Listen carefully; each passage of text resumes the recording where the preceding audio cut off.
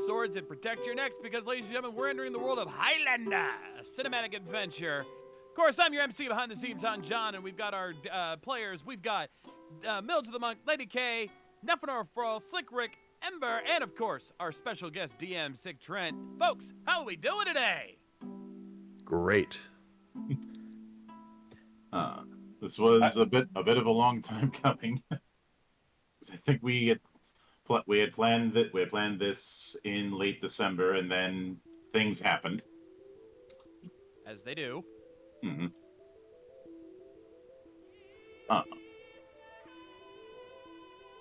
And of course, then there was the nailing down. Okay, which cinematic adventure are we even gonna do? Because each of the ones that are currently available were very strong choices. There wasn't really a bad choice among them, so we had to gradually nail it down and make some very painful calls. Well, you picked one of my favorites, because I was really honored to be the first person to get to do a Highlander RPG, so it's kind of my special baby among all the other ones, so I'm very pleased. And I definitely appreciate it, and I also appreciate that we have proper Roll20 support, because it makes everyone's job so much easier. Especially since I don't have to write out macros. I don't like doing HTML coding if I can help it. I stopped doing coding because I was doing QA for so long. I started hallucinating code. I feel that on a visceral level. I feel that on a very personal level, like I've experienced it recently. Alright. And of course, getting a date and time set up and getting the outline set up, which is standard fare for the temple, but it is still something where there's a lot of chaos that goes on up until the day of everything getting set up.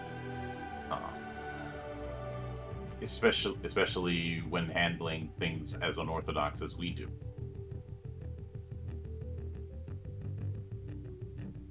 But with that said, I'm glad that you're back. Technically, this is not your first rodeo in the temple, since you've been on the interview circuit twice. Mm-hmm. And with that in mind, getting the housekeeping out of the way, you mind telling us a story? I would be delighted to. A story of life, a story of death, a story of struggle, and a story of blood. A little Highlander. All right, so you are all ready to go, more or less? Let's do it. All right. So I will be calling you to describe your characters in a bit, so be ready for that. I know you're just getting familiar and used to them. But, it's a role-playing game, so you can make up anything you like, really. Our story begins in the coastal colony of Cloister, which is in ancient Greece. The time period is around 422 BCE, give or take a little bit. You are all Athenian citizens. You were formerly Corinthians, but the Corinthians have decided that they, in threat of the Spartan menace, have decided to become Athenians and enjoy some Athenian protection. But doing so comes at the cost of needing to become Athenian citizens. And there's a series of training exercises so that you are deemed to be physically fit, able to serve in the armed forces, trained in various weapons, and also skilled in the arts of being an Athenian citizen, which involves a certain level of education in letters, sciences, natural history, and religion, and other things of that sort, so that you can blend into Athenian society and proudly proclaim your membership. The area is beautiful. Cloister is a semi-island part of Greece. If you could see far enough across the water, you might see the heel of the Italian boot It's a beautiful Mediterranean place with olive trees and gorgeous cliffs leading down to blue water, sunshine, beautiful days. It really is something of a paradise. And in 422 BCE, the air is clean and pure and fresh, and the fish are plentiful, and it's really kind of a lovely place to be. And it happens to be summertime, so it's a little bit hot, a little bit sweaty, but it is just really gorgeous, and all the trees are ripe with fruit, and it's a good time to be alive. So you've been working hard. The Peloponnesian War between Athens and Sparta is raging on. You're sort of on the outskirts, but the political news as of late has been that Athens is not doing very well. Probably doing better than you would have done on your own, but for the most part, the Spartans have been rampaging and have defeated the Athenian navy recently, leading to the ability of the Spartans to land ships nearly anywhere that they want to. So there's a certain amount of fear and trepidation that any day Spartans could land on your doorstep and do a little R&R across the countryside, which would not be good for everybody. So you've been getting this military training. Now, during this time of the last year, you have been trained part of the time by a gentleman named Aproxus. And so he's your trainer, drill master. He's a very handsome man. He has an odd accent for being Greek. By the way, even though we're all going to speak in English, everyone would be speaking in Greek of the time, right? Mm-hmm. So this is a Greek adventure set in Greece. But Aproxus has a very odd accent for a Greek person. He claims to have been born in Egypt or some such thing. But he's a handsome gentleman and quite a charmer. And so you become fond of him over this time. But he is a tough trainer, doesn't go easy on anybody. So this is about where we're going to get to character introductions. You will be receiving, as we start, your final training and your final assessment as Athenian citizens. If you pass this test, which will involve mostly some combat trials that we'll be taking a look at today, you will be Athenian citizens and you will be ready for war. That's the idea at any rate. But each of you has your own background, comes from your own walk of life. But of course, in Athens, well, not everybody's equal, but all citizens get the same treatment. So, I'll go down in the list that the characters appear on my Roll20 screen. So, the first would be Sid. So, tell us a little bit about your character. Okay, sorry. Got distracted by breaking up a cat fight. That's quite all right. That happens in Athens often. So. I do have a slight problem. My bio and info is not popping up for me. Okay, which character are you playing? That's correct.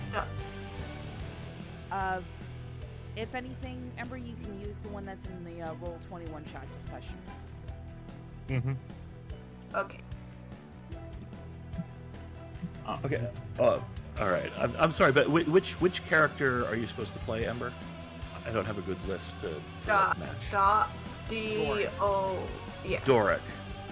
Okay, and your Roll20 identity is Angel S? Yep. Yes.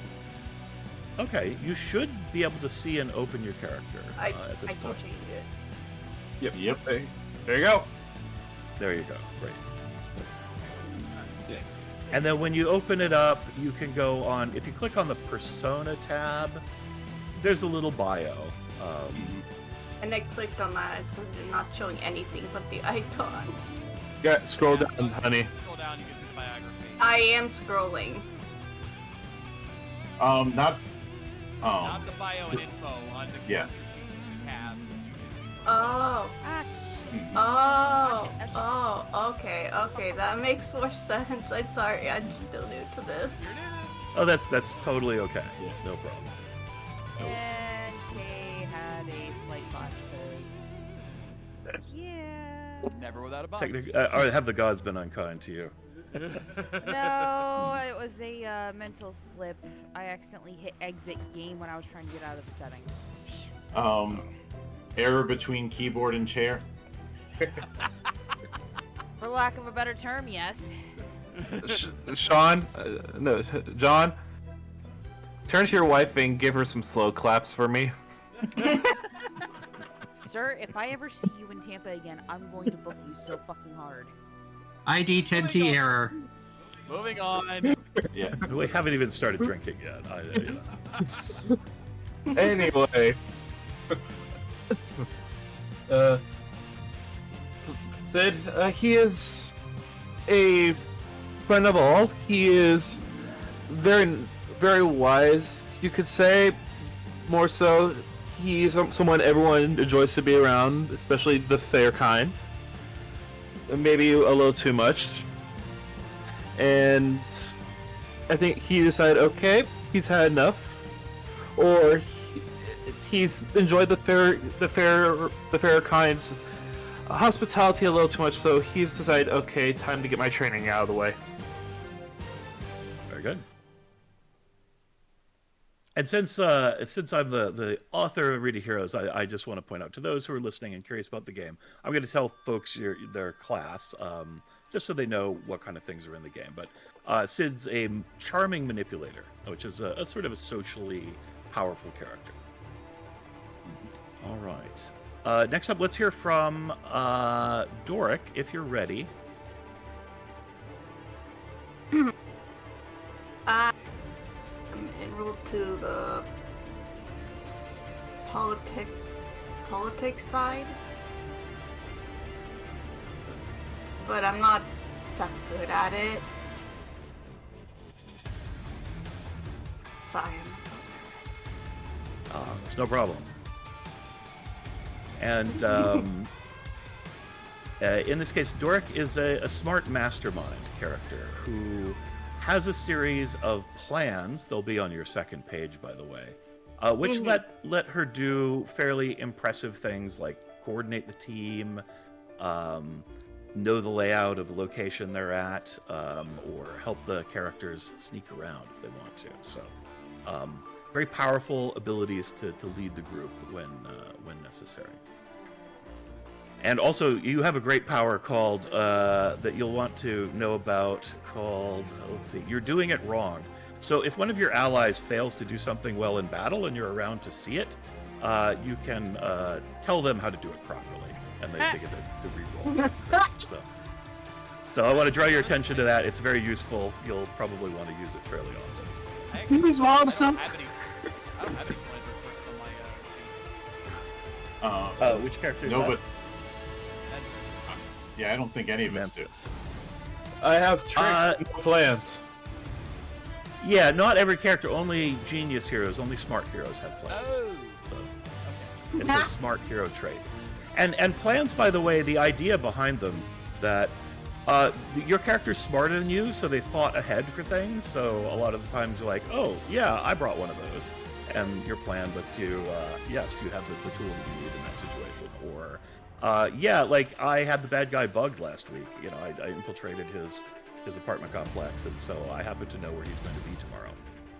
Things like that. So genius heroes, or genius plans, and smart heroes have the ability to kind of do retroactive continuity on this game. Other heroes have got to like think on their feet in the moment, so they're just not quite that quick. All right, Iraya, you're up next.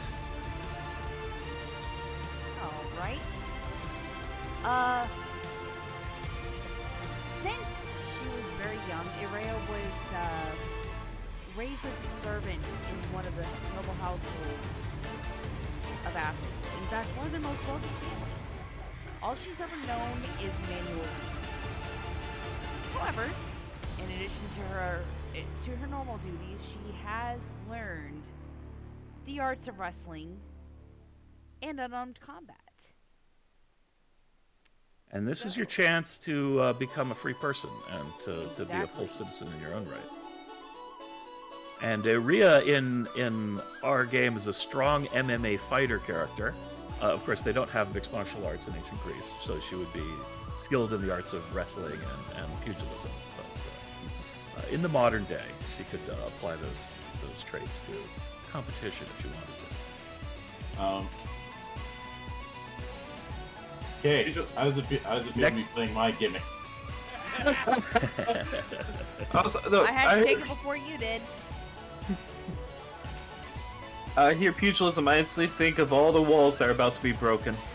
Oh, Yeah. More about all the heads that are about to be busted with slates. yeah.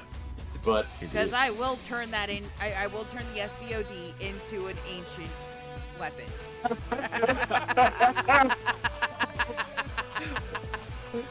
John, you gave. Am I the only one getting flashbacks? Nope, there's at least 3 of you in here. And Who've already been victims to this. so this the form of SB punishment. so for those of you that are relatively new to the game, or to us more specifically, the SBOD is a long-standing tradition from RBT. It is the sketchbook of doom. Piss me off, I whack you upside the head with things. mhm. Only this time it's going to be the stone tablet of doom. And I'll point out, Araya has proficiency in improvised weapons, which means you can turn just about anything in your hands into a Yes, weapon. I noticed that. If you so choose. I noticed that. That's why I brought it up. Using my So you're well primed for that.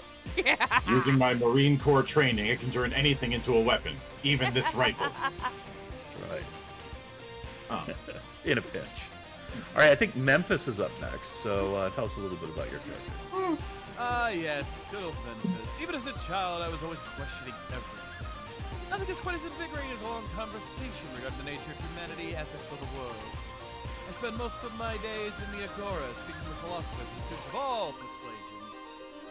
Admittedly, this has made me something of a local nuisance, prompting my general to call me to training earlier than most. Yes, that can be quite annoying with how much I like to talk.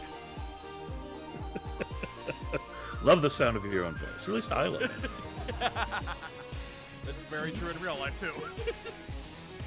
And you're playing a wise sleuth. So this is a skill-focused character, but still proficient in combat because you can identify an enemy's weak spot and do a little extra damage by figuring out where it's going to hurt them the most. Be that their vanity or their gammy leg, whichever the case. All right, and how about Paulus? What do we know about them? Well, you don't know much because Paulus has been on the street most of their life and been hiding around corners and alleys, and things just happen to fall into their pocket. Very nice.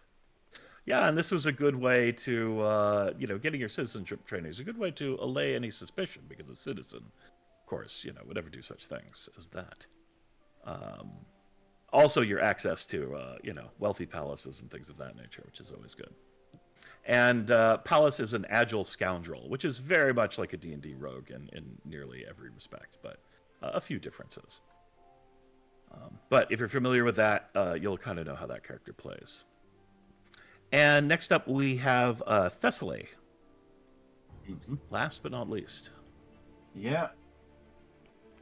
I'd say of these, Thessaly's a rare case of already being born an Athenian. Thessaly comes from a long and very prestigious and very noble line.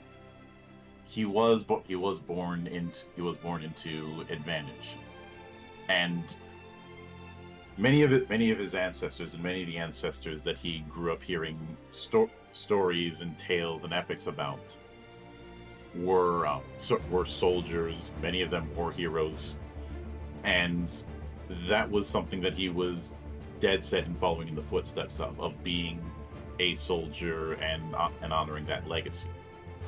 Because he felt, one way or another, I'm adding my name to to my ancestors who had distinguished themselves. His parents did not see it that way, and did not want him to join in the 2 years of training. But he decided to go into business for himself, as it were. Snuck out in the middle of the night and messed with his appearance a bit and joined a cohort.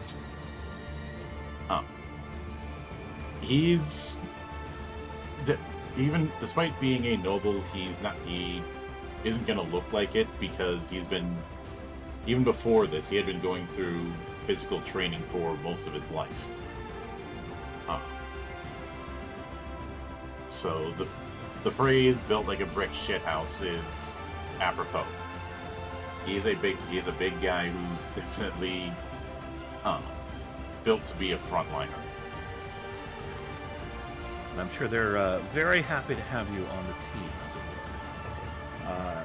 So yeah, Thessaly is a commando, a tough character, and they are kind of an all-arounder, a little bit like a D&D fighter, maybe. Not a lot of specialties, but very versatile in combat and very durable. All right. Mm-hmm.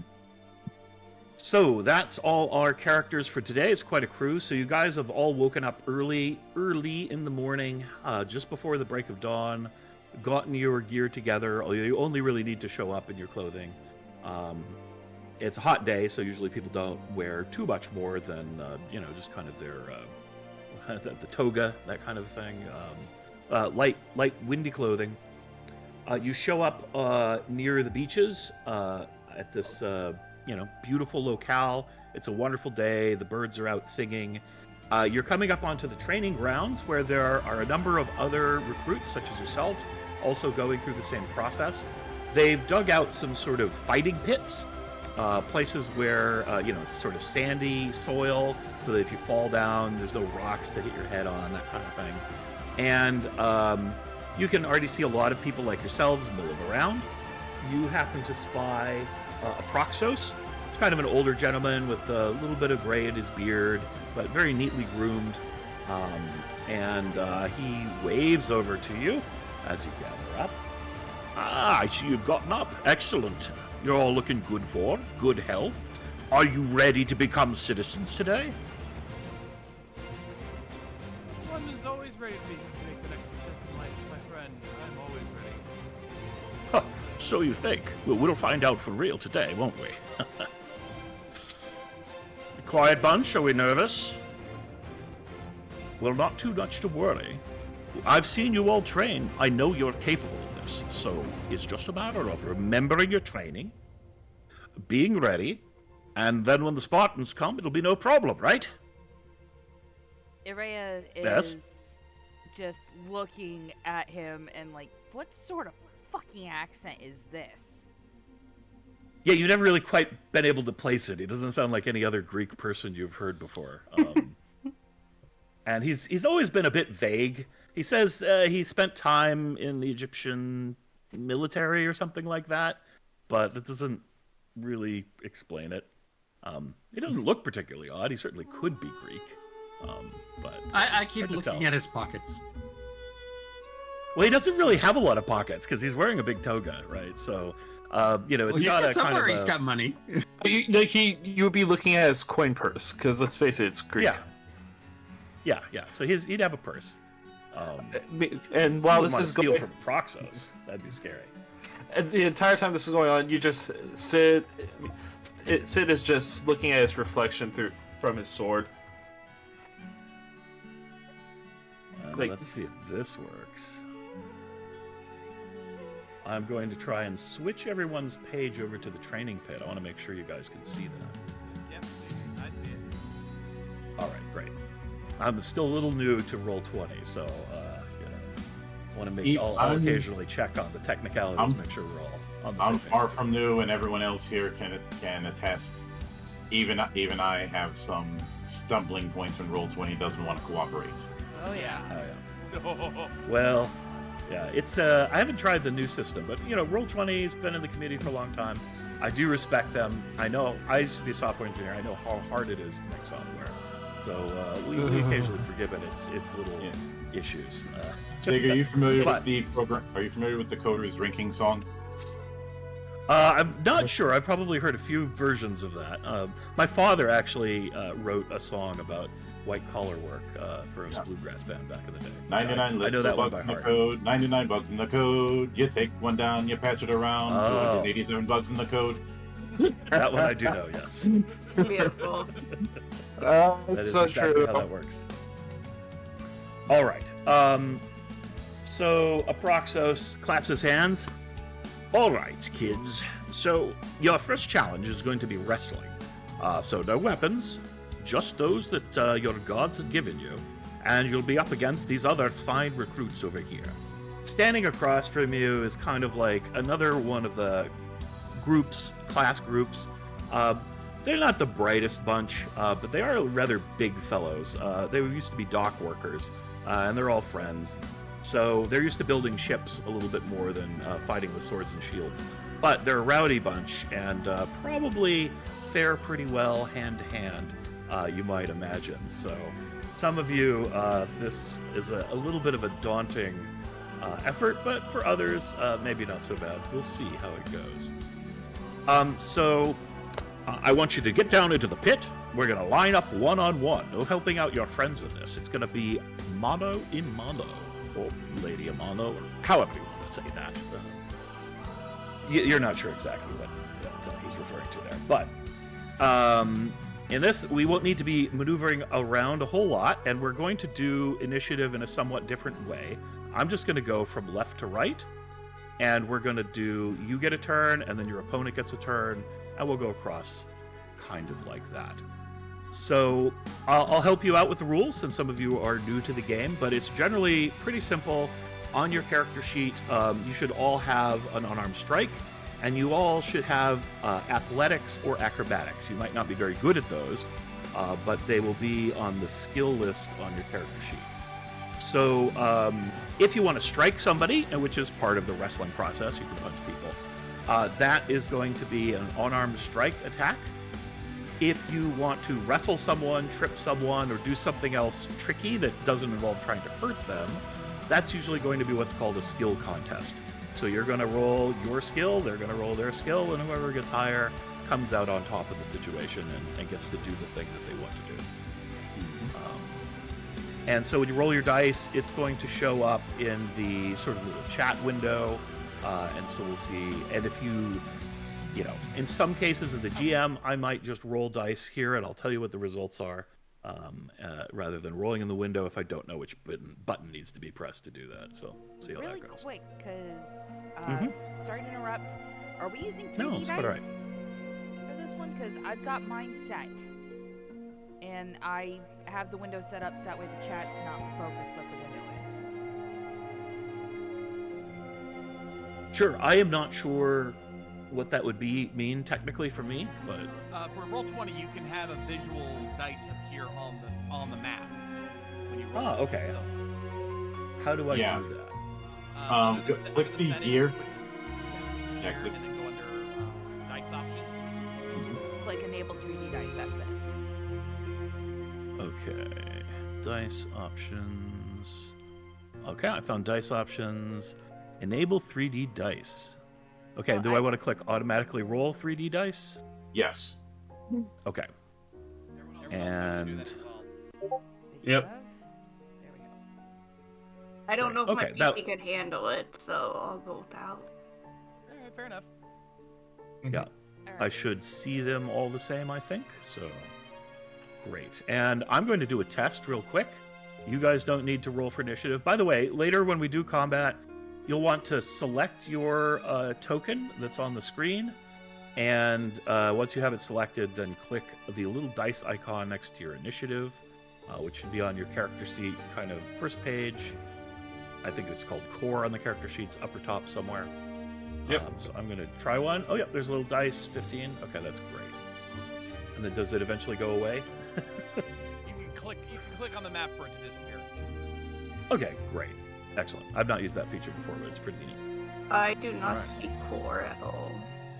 Or on the Okay, character let me- sheet. We'll worry about that when we get there. You'll Yep. see what we're looking Okay.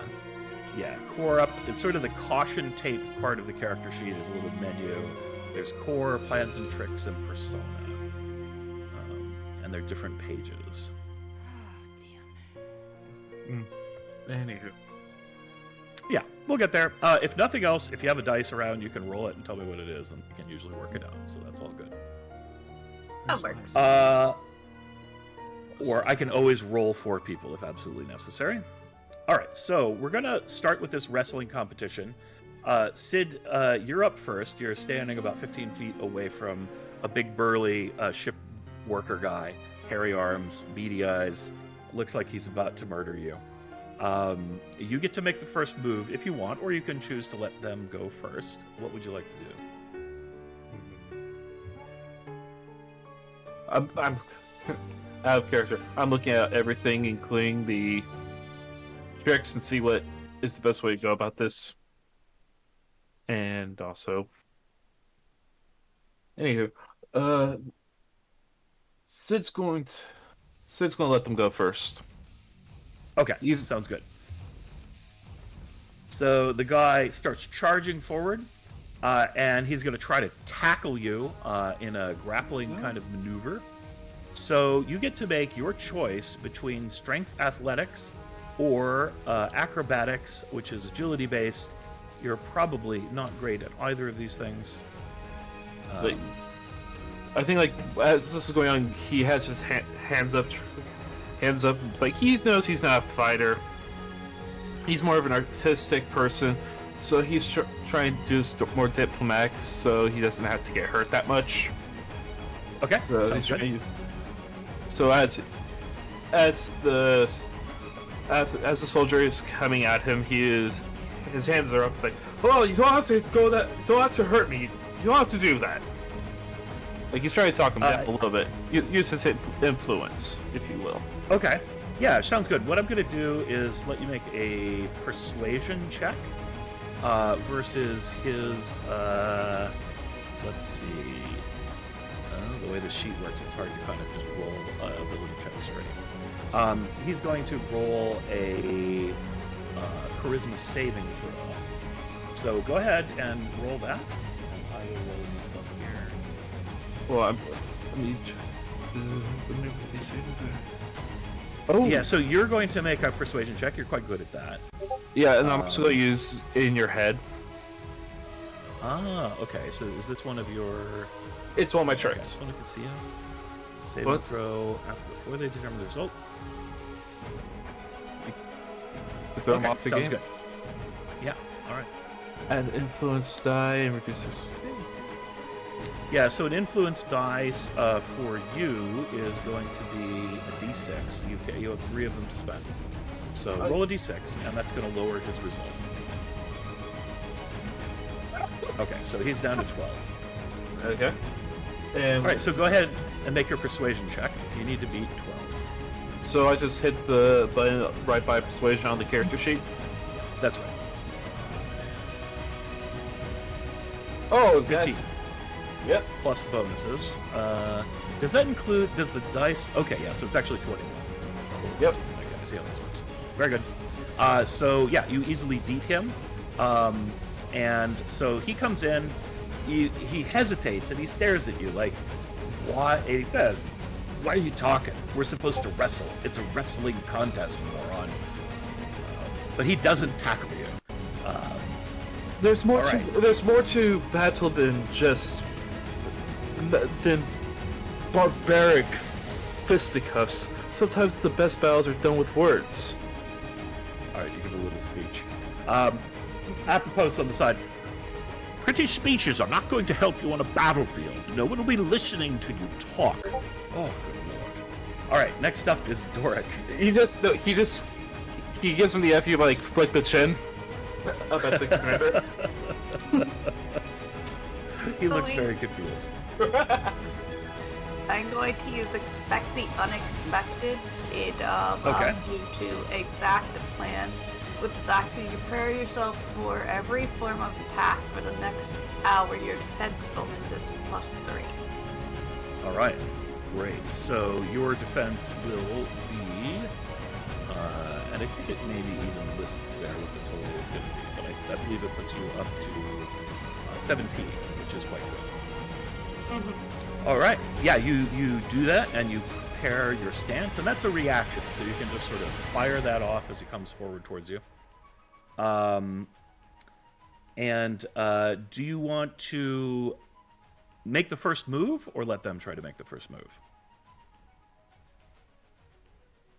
As they're speeding towards me, what would tripping be?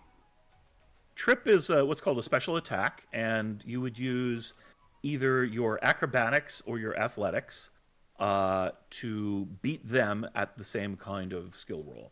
It's a little contest between the two of you. So yeah, you can go ahead and do that. And I got 3. let's see, a 3. Yeah, it's not real strong. They're going to make an athletics check here, and they roll a 9. So not really good. Neither of you are exactly what you would call graceful swans, but it doesn't work out. You try to sweep the leg, and it doesn't work. You just kind of ran into his beefy ham hocks, and he tries to get you into a waist lock and take you down. So you're going to want to basically do the same thing. Make an acrobatics check, and he'll make an athletics check, and we'll see who comes out. Ooh, I got it better this time.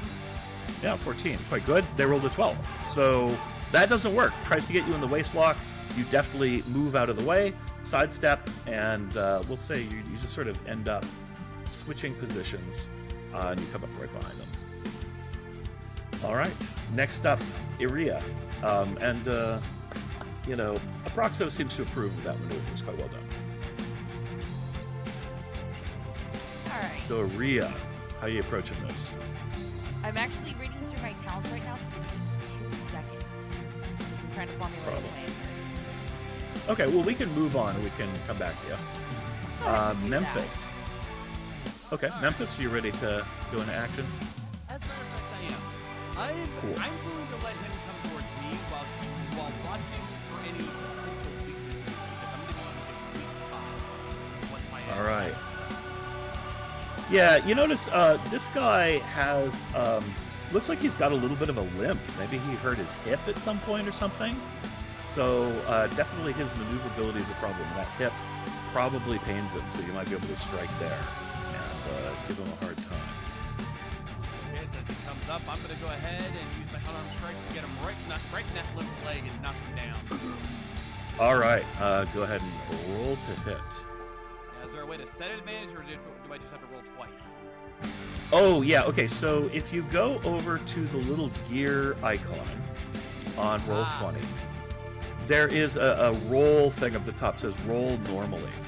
Now you can choose with advantage, with disadvantage. You can also choose query, and then every time you roll the dice, it'll ask you, which tends to be the best way. Yeah.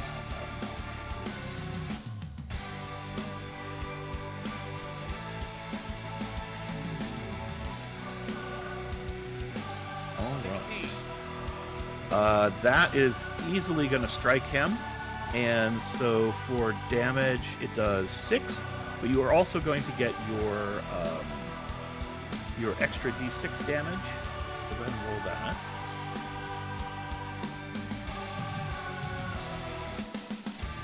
And you're just going to have to, freelance roll that one, like a d6 level. So 11 total. And that's a pretty decisive blow on this guy. So yeah, you hit him right in the hip. Actually, it was kind of an like extra 9, so that would be 15 damage. oh, total extra. Oh, you got 2d6. Okay, so Yep. right. So another 4. Oh yeah. So that was a devastating blow. He buckles, goes down on his knees. His face turns kind of bluish. Not looking very good. He does sort of haphazardly take a punch at you from that low position. Tries to take advantage of his position to punch you in the groin there. And we are going to just roll that ad hoc as it's... Well, I'm going to roll his spear, but we're going to do different damage than it says. Well, he misses so badly. He rolls a 1. So, I hit him like... so bad, it just completely threw him off this game. Oh, Exactly. He doesn't come anywhere near your groinal region. He just sort of takes a very sad-looking punch into the open air. Very appropriate dice roll in this case. I just looked at him and go, like, my dear fellow, you must understand. Knowing your opponent is half the battle. That is where you fail. Adding insult to injury. I'm impressed. oh. Palace, are you ready for action? Oh yeah, I'm looking kind of, sneaky looking, snake-like, getting ready as the guy comes running towards me, and Okay, I'm gonna let let him move in. Yeah, I'm gonna let him come at me, and as soon as he does, I'm going to try and dodge out of the way and smack him. Okay, sounds good. So, are you going to let him take the first strike, or are you going to attack him first? I'm gonna let him strike and then sort of dodge out of the way and smack him. All right, sounds good. He comes in for the punch. Once again, rolling spears, but we'll roll damage differently. It's easy to roll these for me. And 19, so that's going to be a hit. And we'll just take that. He rolled a 1 on the damage, so that'll just be 3 points. We'll just take that. So he is going to hit you for 3 points. And I'll leave. Let's see, we can do that. But not too bad. He just lands a slight punch across your shoulder. But now it's your turn. Go ahead and do what you want to do to him. So since I'm going more, flamboyant, quick moves, would they roll as acrobatics? No, you'll just make an unarmed strike attack. If you're attacking somebody, you use that. If you're trying to trip them or something, or you want to wrestle with them, then you can do acrobatics. So what kind of thing are you trying to do to this person? Let's try and, as he comes at me and does the hit, I'm going to try and dodge or do the dodge and wrestle him to the ground with the acrobatics. Okay, sounds good. Go ahead and do that. And I'm actually... Oh, yeah, there we go. Very good. And he's going to make an athletics check. Trying to beat 21. Probably not going to happen. 19. He does pretty good, but not good enough. Yeah, so you slip them. You get him in an arm lock. So you've kind of got his neck torqued and an arm captured. And that person is not going anywhere and is going to have to try and escape from you if they want to do very much other than try to wrestle you back. All right, next up, Thessaly, you ready? Yeah, and right, as soon as our instructor said go, Thessaly is before anyone can even react. Thessaly is immediately making a full bore charge at full ass speed towards him and trying to do a leaping tackle. And if that sounds like I'm doing a spear, that's because that's what he's doing. Just going in like a house on fire. All right, the spear. All right, yeah, your 3-point stance. All right, get him. All right. One of these days, I'm going to make a wrestling RPG because I love that stuff. I've actually interviewed some folks who've done it, and I did a whole wrestling one thing on the review end of things a few years ago.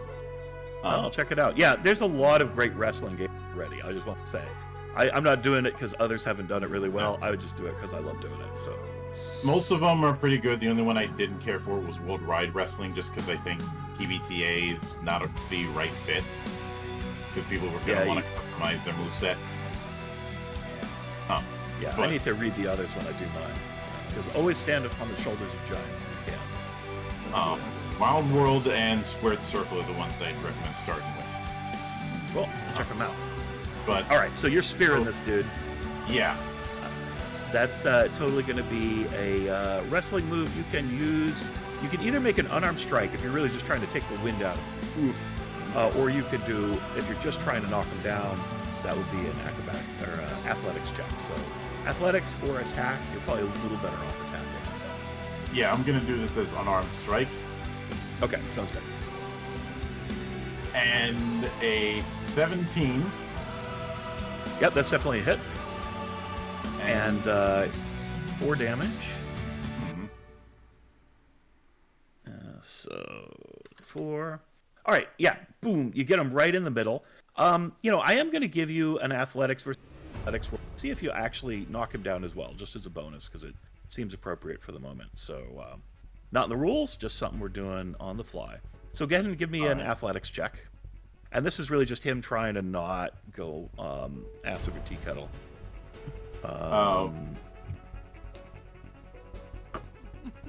Not quite. So you spear him, you but now you're just really sort of like he digs in his legs, you skids in the sand up against the edge, but doesn't quite go down.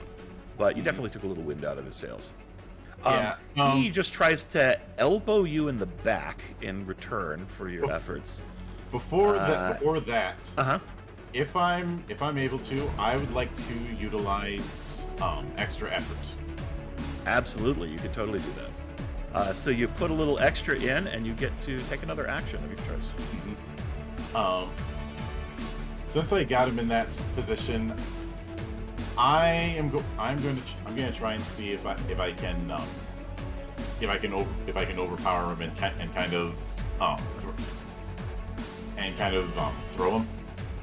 Yep, sounds good. Go ahead and make an athletics check again. Ooh. It's gonna be close. Oh, you got him. Yeah. Just barely. Just barely. So yeah, this guy's a pretty good fighter, but you fire. So yeah, lift him up, turn around, do a body slam throw. I'm gonna let you do a D4 plus strength damage. All right. As part of this. And let's see, strength is 3, and I'm guessing I'm not adding proficiency to this. No, not to damage, only to attack rolls and skill checks. All right. Whoops.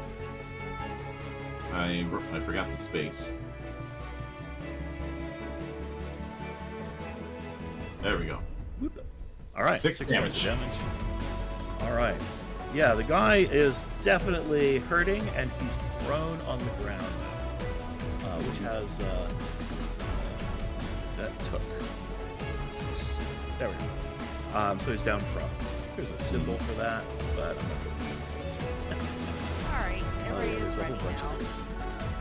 Great. So how do you want to do it? I'm going to meet him halfway. All right. Sounds good. So, You guys figure will what, meet in the middle. And Yeah, for this, since there's limited movement, I'm just scooping you around. Normally you get to move yourself around. alrighty, and I'm gonna declare a takedown. Oh, all right, awesome. Let's see. Take Once down. during your turn, before rolling to hit with an unarmed strike, you can declare it as a takedown. You cannot declare an attack as both a jab and a takedown. If the takedown hits, you deal damage normally and then perform one of the following special attacks. Grapple the yeah, target, this is the formal shove version. or trip the target, or disarm the target. Great. All right, so go ahead and roll your attack. Alright. This guy's a bit defensive about it.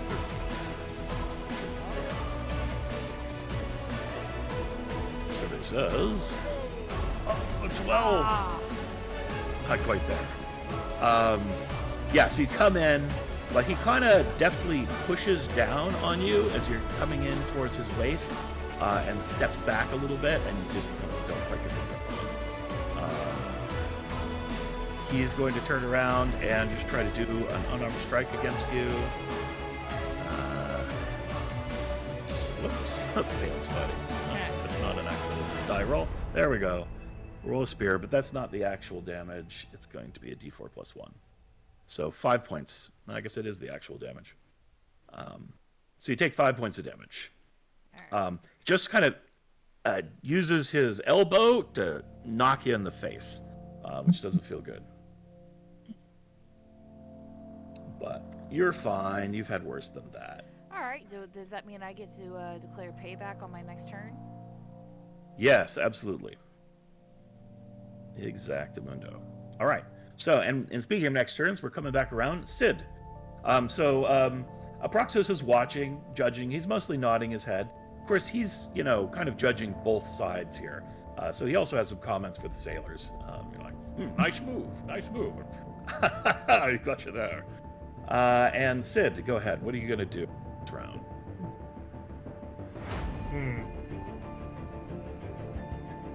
Yes, you had your erudite discussion about combat. Yeah.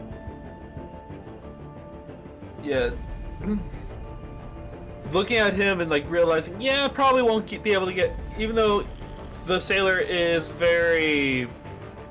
is not that smart, he realizes he probably won't be able to get away with it that again. He's going to. Instead, he's going to use his persuasion again, but this time try to anger him to ram at him as I think is I would say, is the wall like? Is it the pit? Is it a gradual up, or is there like an actual wall within the pit? It's pretty gradual, but it gets a little more steep as you get towards the edge, so it's hard to sort of back up out of it by accident. I was going to have him Wile E. Coyote into the wall. Oh, I see. Yeah, you can try to. I'll tell you what. I think this mostly calls for like some kind of deception sort of activity. Oh yeah. So what I'll do, one of the actions you can take in combat is to dodge. Instead of attacking, you kind of focus on defense, and it gives your opponent disadvantage on their attack. So what we'll do is we'll say that you're dodging. When they make their attack, if they miss you, then I'll give you a roll to try and lead him into the side of the thing. So he's going to do an attack first. And this has disadvantage, so I'm going to roll twice, and we'll take the worst result of the two. But 15's pretty good. So what is your defense? Defense for which one should I roll? Oh, it's not a roll. It's a static number on your sheet. It's next to your initiative. Oh, it looks like 15. 15. Okay. So, no, it didn't work. You tried dodging out of the way. This person just sort of follows your every move and manages to land an attack for D4 +1 for 4 points of damage. So, just punches you in the gut. It doesn't feel good. It was a nice try. I told you. Your mouth will only get you so far in life. Well, And he in combat. Like, he looks up with a dead eye and just whatever strength he has. Like, I understand we're going to the next one, but he's just going to grab hold of that arm that is still in his gun. He's just holding on to it. Okay, sounds good. Good pin him there. Oh yeah. All right. Well, we'll remember that when we come back. If we come back, we'll see. Next up is Dork. I choose athletics, tire out my opponent. Okay, sounds good. So, would you also like to dodge, giving you much better defense, but forgoing an offensive strike? Yes. Okay, sounds good. Okay, so you're dodging. Your opponent will make an attack, and with disadvantage, however, so I'm going to roll again. I don't know how to quickly give myself disadvantage on this. So, oh yeah, that went about as effort defense. This sailor is apparently just a little too savvy for that. Does manage to get through your guard and punches you for 4 points of damage. Oh, sorry, 5 points of damage. So almost everybody has taken a lick here at this point. That didn't take. Oh, there we go. All right. And I'll record damage until you guys are used to that. Next up, Iria. All right. What do you want to do? So I am going to use payback. All right. So you get +2 on your attack roll, and you'll get to do some. Yeah, I don't know if you have with interest or not. You do. I don't think I. Oh no, that's a different class. Yeah, but you get +2 on your attack roll or on your whatever roll you end up making. So I'm still going to use an unarmed strike. Okay. And I'm going for the throat. All right. I'm going to throat punch the motherfucker. All right. Sounds good. Go for it. +2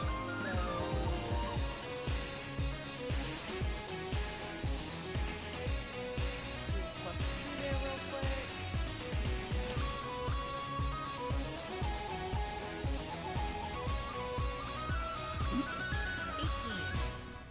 18. Well, that easily hits, and looks like 5 damage. So a nice clear throat punch. The guy coughs gags a little bit. I definitely did not enjoy that. I do that. Okay, did that take? Yeah, we got that. Awesome. He coughs, wheezes a little bit, but goes in to try and grab you in a wrestling hold. I don't know why I keep closing that window. So go ahead and make your choice, either an athletics check or an acrobatics check. Looks like you're a little better at acrobatics.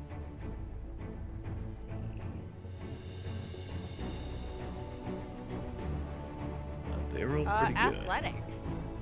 I got a +7 in athletics. Oh, you do? Never mind. Yeah, you're much better at that. So that's 23. Just gonna beat 19. So, yeah, comes in. Well, we'll take your previous roll because you rolled really well. So we'll keep that. So yeah, he comes in to try and grab you, but you definitely get out the way, knock away their arms, and they get nowhere. Memphis, back to you. Your opponent's looking pretty on the edge there. Yeah, at this point, there's no sense for me to do anything crazy, so I'm just gonna come up behind him and just nonchalantly just whack him in the back of the head, knock his ass out. All right, go for it.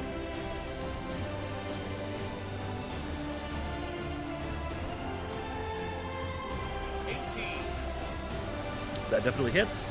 And what damage you do? 6 damage. 6 damage. All right. Well, that is enough. Yeah, you bonk him in the back of the head. He goes down like a sack of potatoes. Wait. That's some hardcore wrestling that you do there. I've got quite the study. Get the apothecary. Pallius, you are up next. I mean, the guy's definitely not dead. He's just down. I wasn't trying to kill him. Yeah. Well, yeah. And in Everyday Heroes, so long as you're doing, like, you're not using a gun or a bow or something, you can just choose not to finish people off when you do a melee attack. So, although as we will get to, when you're doing swordplay as an immortal, you actually do. You try to cut their head off the moment they go down. So we'll get there when we get there. All right, Pallas, your turn. Well, since I've got the guy in a wrestling hold already, let's see if we can, work it into getting him to either tap out or go unconscious. All right, sounds good. So what you can do is basically you just make a regular unarmed attack, but I'm going to give you advantage in this case because you have your opponent grappled.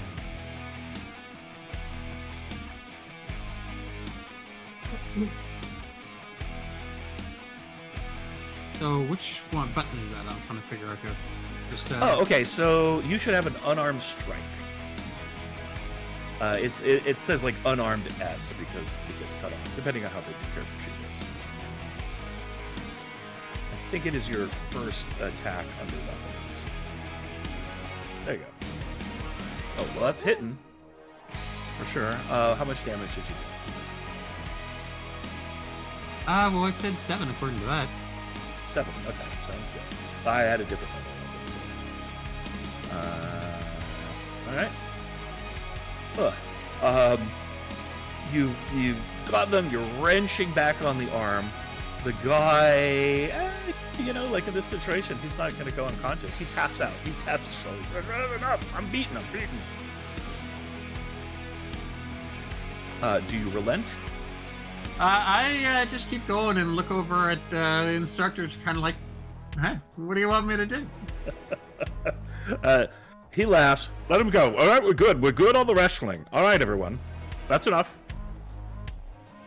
So everyone, he commands. Is there anyone who doesn't want, who wants a little more, and doesn't relent?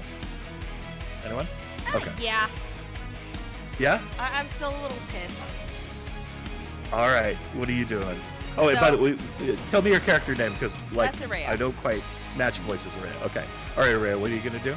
So, question, is the guy on his knees at least? Throat puncher, is he down to one knee at least? Trying to No, catch but his he's staggered a little bit. He hasn't given up the ghost yet. breath. Alright, so how tight is his grip on his spear? Oh, he doesn't actually have a spear at the moment. Oh. You're all just wrestling in togas. I've been rolling the spear because the NPC doesn't have an unarmed Gotcha. strike on him, for some reason. So, Yeah. now personally, I give everybody an unarmed strike because you do a lot of it in Everyday Heroes as well. There's fights and things that happen. So, despite what the odd-sounding Greek is saying up on the lip of the pit, Araya is going to do a sweep of his legs and then All right. catch him in a submission hold. Okay. Let's so go takedown ahead. plus submission, if I can Right. do that. Sounds good. Yeah. You can do that. I'll let you do it kind of in opposite order. That's fine. Like I said, I like to keep it cinematic more than pay attention to the usual rules. So, yeah, let's go for the trip first. You're going to get to strike him whether or not he goes down or not. So give me an athletics check, and this guy will resist with his considerably better than he is at it. 26. But this is D&D, so for Everyday Heroes. 26 versus 15. Yeah, masterful. An easy sweep of the legs, boom, right down into the sand, and then a little parting gift. Go ahead and make an attack. All right. Submission does not give me any bonuses, correct? Oh, the submission move. You're using the submission move. Yeah, so just roll the damage. Just really quick, how long are we going to be doing this? Because I have a friend passed away. We're doing a stream in honor of him today, so I was wondering how long. We usually have 7's the hard cutoff, but if we end early, then we're not going to just stretch until 7. Okay, I just wanted to make sure because it was like at 8, I believe. You'll be good then. And I should note 7 Central. Because Alright. obviously I'm operating on Central Time and time zones. Yeah, and condolences. Yeah, 8:30. Yeah, it's been rough. That is. Yeah, we unfortunately at Evil Genius Games, our editor passed away in December. So we Oh were no, I'm sorry. pretty sad about that. Yeah, and I love my editor. She was a wonderful woman, a historian, a philosopher, and I love discussing, the content of the books with her. She's really nice. Definitely sad about this. I'm gonna give her a shout out. Editors are often unsung heroes of games. Right? They do a lot of work. They have a lot of influence, but people don't talk about it so much. Yeah, I know the feeling very, very, very well. So shout out to Awen. I raised my cup to her. She's a wonderful person. But Will be much fun to remember. All right. That was a 6, by the way, Sig. Okay, 6 damage. All right, yeah, that's you get him down on the thing, and then you grab a foot and you torque on that foot, and guy screams out. Aproxos puts on his teacher voice. Enough, I said. Stop. Iraya relent? reluctantly lets go of the ankle lock. Your fervor is noted. It is useful, but these are your allies today, not your enemies. You'll get another chance at them. Well, except for Peter over there. I think he's done. Apothecary, can you get Peter to the med tent? while this is going on, I think I'll attempt to help the guy up who's probably a little worse for wear after getting overpowered and getting. Yeah, he's not looking great. So after that, we're gonna drag this guy out because he's done. Yeah, you help him up, and he doesn't take it too badly. Pissed at you. He's like, you're a badass. Good job, man. Damn. Feel sorry for the Spartans now. He holds out hand to give you a handshake.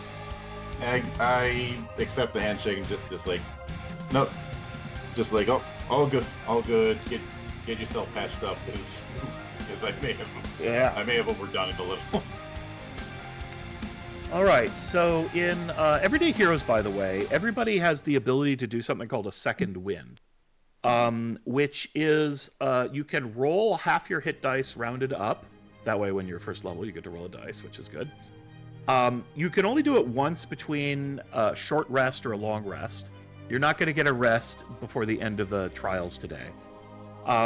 You can do it in combat. It does require your action. So instead of attacking or doing something else, you can get a second wind. Basically, you're just kind of getting your shit together and, girding yourself once again. And you're not healing. You're just, the way I play and the way every day, losing hit points just means you're closer to being defeated. It's not always a physical injury. It could be psychological. It's just anything that's getting you closer to that condition where you've had enough and you go down. I've been saying that kind of thing for years. That hit points are not a wound system. Yeah, they don't have to be, right? And I like to use them flexibly. It's a flexible mechanic, and I think it's best used flexibly. So, sometimes I'll describe it as a wound because it's dramatic. Sometimes it's, especially when we get into gunplay, he narrowly missed you. You take 4 damage, right? Because that one was close. That kind of thing. So, because otherwise it's a little hard to narrate taking some damage from a 50 caliber gun, right? I don't know how that works. If you actually got hit with it, it's pretty bad. I'd say it works in the same principle as the chance to hit in an XCOM game. Yeah. 99% chance to hit with a rifle at point blank range to the point where you have the barrel poking at an alien's forehead, still miss. So, yeah, indeed. Right, yeah. How does it happen? Well, because he knocked your gun out, probably. Right, more than you didn't aim well. That's also just a thing we'll point out in Everyday Heroes. If space, yeah, you do have disadvantage. Mostly because it's awkward, not because it's hard to hit them. Because they're actively trying to not let you aim a bow at their face when they're standing right in front of you. All right, so if anyone wants to do that, you're welcome to do that now. Aproxos and your opponents there have girded up a little bit. Get some water, take a little snack. Aproxos says, all right, everyone go get your equipment on. And there are some racks of armor and shields and spears. And so he's bidding you to put all that equipment on now instead of fighting unarmed. And we're going to have a real battle, all right? Wooden weapons, though. Wooden weapons. Pick up any of the metal ones, all right? So I go to pick up a wooden sword, about 4 wooden javelins, according to the sheet. The equipment list, yeah. Yeah, and a shield. All right, sounds good. Same And Yeah, same for everyone. No, All right. I'm taking only 4 javelins.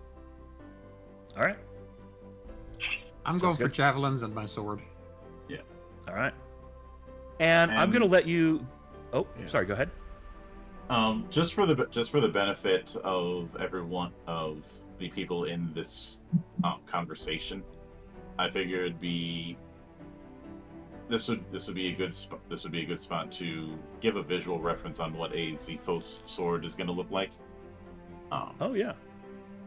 Shoot that my So- way, I'll get it up into the stream. Done? Just put it... Thank you, sir. This is a bit more modern of a take, but the general shape is consistent. Yeah, they're Bronze Age weapons. Of course, these ones you got right now are made of wood, but you'll be getting the real ones soon enough if you graduate today. Mm-hmm. But they're Oh. short sword size. Alright, hold on, I'm getting there. And since It's just being a little difficult right now because I'm having to look down instead of at my normal monitor.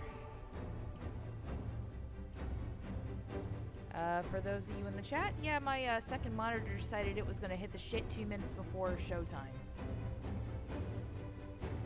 attack of opportunity. So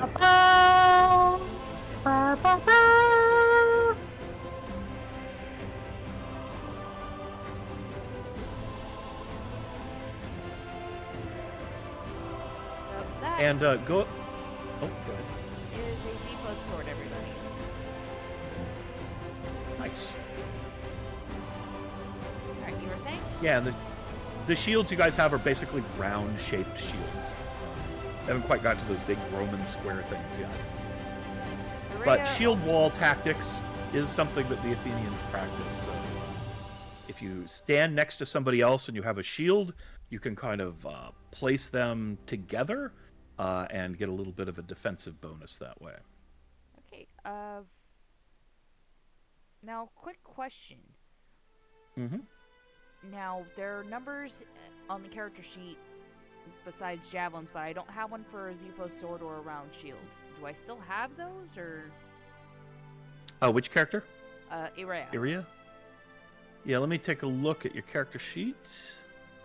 Oh, it was just hiding under another character sheet. Well, you should have I see on your character sheet a Xephos sword, a javelin. Alright, I was just making sure because there was no quantity next to the Xephos sword or the shield. Oh, yeah, well, in theory, you have one sword, one shield. Gotcha. You know. I think it's It'd be a because little like odd the to carry javelin. around multiples. I think it's also because like the javelin, they're referred to as throwing weapons, so it makes sense we have to have like multiple of those. Yeah, Hey, yeah, you're you not can stab somebody with it, or you can throw it. And if you throw it, of course, then have one. So you got 4 of them, so you can throw it 4 times before you have to worry about not having a javelin. It's pretty rare for a combat and everyday heroes to go past 4 rounds, unless you're fighting some very tanky person. It's pretty unusual. Or at least, the combat is usually decided by the end of 4 rounds. And I definitely, as a game master, my bad guys don't always fight to the... When they are clearly looking trounced, they are apt to run away unless they see a hope of victory or something, right? So I don't like to make combats go for a terribly long time. And Kay, you're not gonna pull a Zoro here. Don't ask. All right, well, I am going to let you guys choose your lineup there. So you need to be on kind of the opposite side of the pit of these hoplites. But I'll let you decide if you want to stand next to somebody in particular, that kind of thing. Usually the Athenians fight in a line formation or kind of a P formation. Just depends on how they like to be. So, but definitely don't cross that middle line, somewhere behind the middle. Oh, somewhere behind the middle. All right. Yeah. So I'm gonna stand right there. I can stand behind everyone else. And Doric, you may want to. I would advise you take your second win before you start fighting. In which case, what you want to do is on your character sheet, kind of just below your hit points and next to those death saving throws, that kind of stuff, there's a hit dice and there's a little dice icon. And what you can do is just roll that once. Probably just you need to do it once. Just The look back hit at dice? points. Yep, just hit the hit dice button, and it should, bump up your hit points. So if you want, you can do it again to get to 18, or if you're happy there at where you're at, okay, cap out. Sounds good. Phallus, if you want to do the same, you can. Also, I think well, anybody who's injured.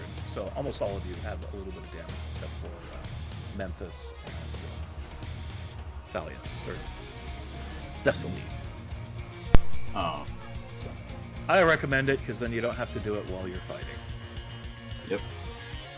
And All right, so what do we roll for that? So there's a hit dice die to roll. It's on your character sheet to the right of your skills near the top. Yeah. There you go. I mean, I'm only down 5 points, so I think I'll. Yeah, your take choice. that You don't have roll. to. Yeah. You're not going to get killed today, so, Up to you. Yeah, I'm gonna save that one. All right. And generally today, like during this game, there won't be a lot of short rest opportunities. Once the action starts, the action goes, and then between action, there's probably a long rest and everything gets reset. So, alrighty. So if you're all ready and in position, Thalius, all right. This is your final test. You need to win this fight. Fight until I say it's time to stop. Understood? And no killing anybody, all right? These are your allies. But treat them as your enemies until they're on the ground. Ready, set, go. And now you get a roll for initiative. all right. my turn Where order thingy. do I roll for initiative? There's an initiative. Okay. There's a dice right beside where it says initiative.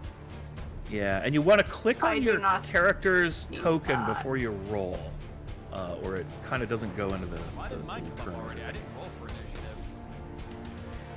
I do not know why that is already there. Where is initiative? I think at? if you it is initiative is under those hit dice, is next to between defense and passive perception. Except for me, because I'm going to be using one of my Sixth Sense to roll for wisdom instead of dexterity. Yes. 32.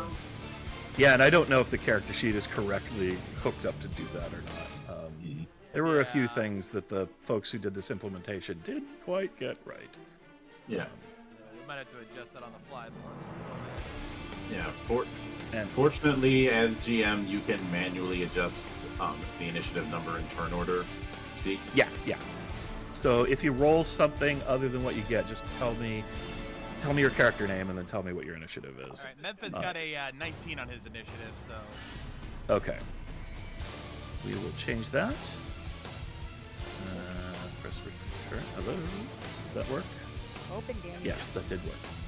And did I get my hoplite in there? Yes, but we sorted it the wrong way. There we go. All right, very good. I think I've got everybody 1, 2, 3, 4, 5, 6, 7. Yep, that's correct.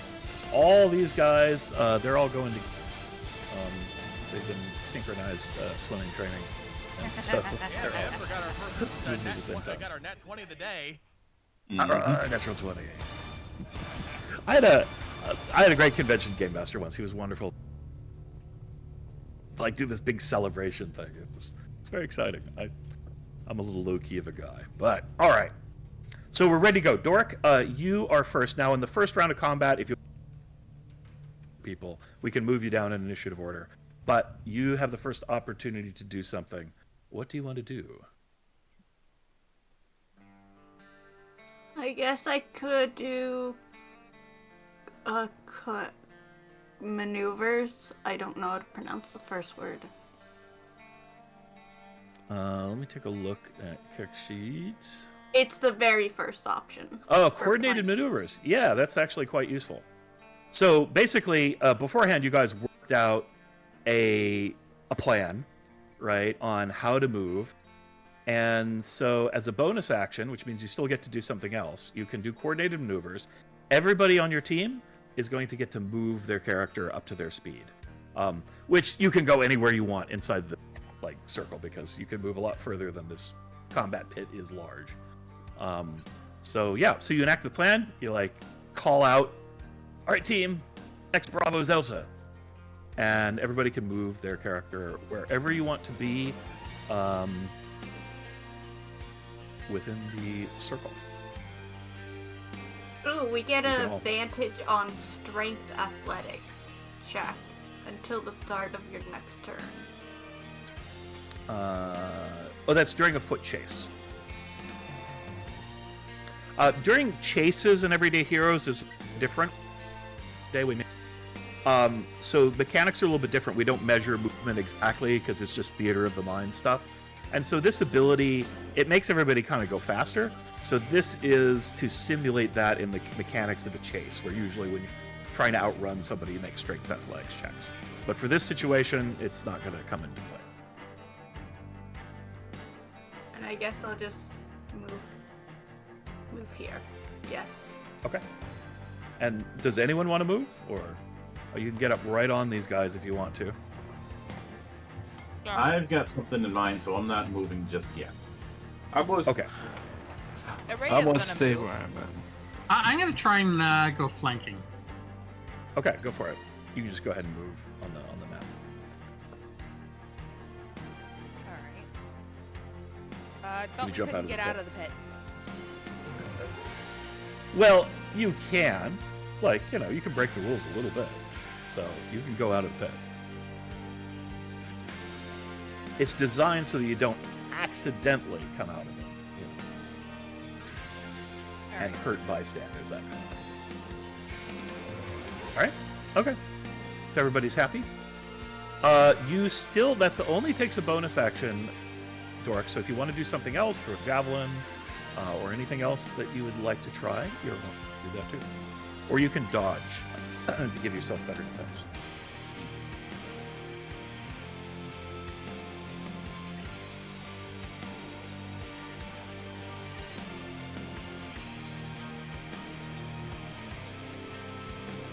Would you like to do anything else, Dork?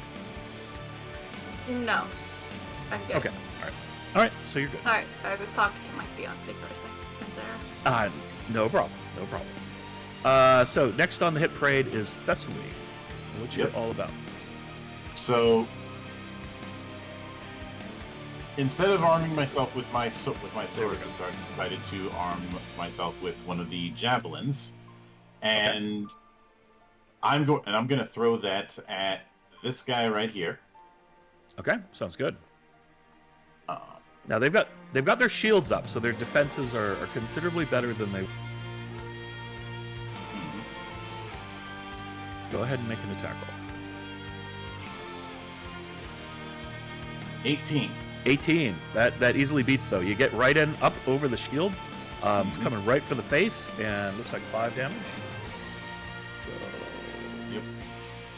And if they've got armor, I've got penetration 1. Okay. Yeah, we won't get to that. In this game, armor only comes into place when you go down to 0 hit point. And it's going to give you a special kind of saving throw to see if the armor was a useful location or not. Yeah. But and for now, and that does, like, hit his armor. Like, so the javelin whacks the guy in his helmet, kind of in the face. So it definitely still hurt, though. And I'm going to use the Grenadier talent to draw, arm, and throw another javelin as a bonus action. All right, go for it. Against the same guy. So, second burst, same as the first. Yeah. 21. All right. Another hit. Right in the face for 4. So, yeah, this person was, you'd already punished pretty severely before, so he wasn't in great shape. And you can see, like, his knees buckle a little. His confidence is definitely shaken. He's not looking good. Physically, he's not that wounded or anything, but he's, you can see he's really on the verge of breaking and losing his morale. Okay, did you want to move anywhere? You have that.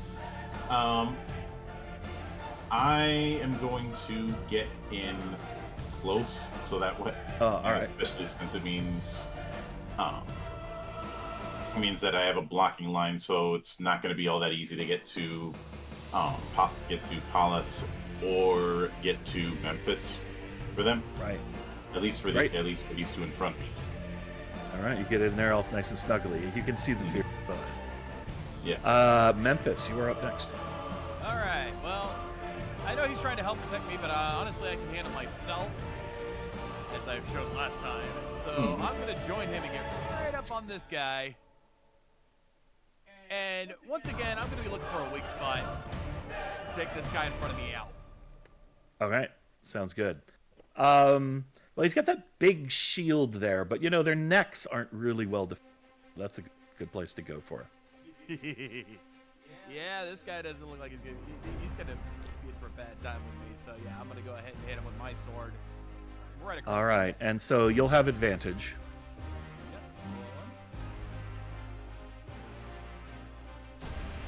16. 16 is exactly what you need. So you barely get in past that shield defense. Fortunately, they haven't really linked up their shields in a proper formation yet. So that is definitely going to hit. How much damage? It looks like 5. 5, yeah. Okay, and that is... So go ahead and you should get some extra damage for using weak spot. Yeah, so roll that as well.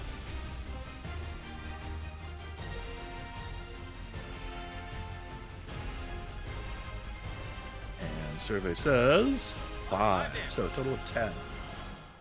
All right, yeah, you hit him right across the neck with the wooden sword, and guy actually spits a little blood out involuntarily and just choking is not a very happy camper at all. And I believe that's going to be everything from you. So, All I can do. Araya, you're up next. All right. Here. Let's see here. So movement is 30. I'm going to assume 1 square is 10 feet. 5 feet. So you can kind of go 6 squares, got it. anywhere. All right, so I'm going to move up over here. Try to block the way to Dork there. Okay. And let's see.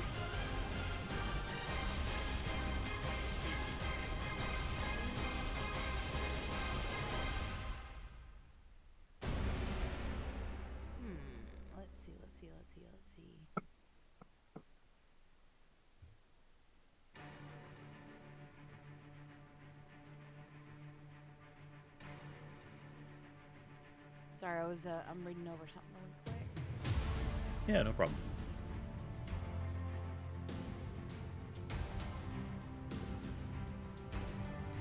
Alright, you know what? We're going to use power attack with the Zepho's sword. And Ooh, I'm going alright. to try to use it to get the shield out of his hand. Or off his arm. Oh, okay. Just gonna try and break through that shield. I'm gonna Oh, try to alright, sounds good. disrupt the shield wall entirely. Yeah. Okay, that sounds great. Go ahead and give me an attack roll. Attacking his shield is not difficult.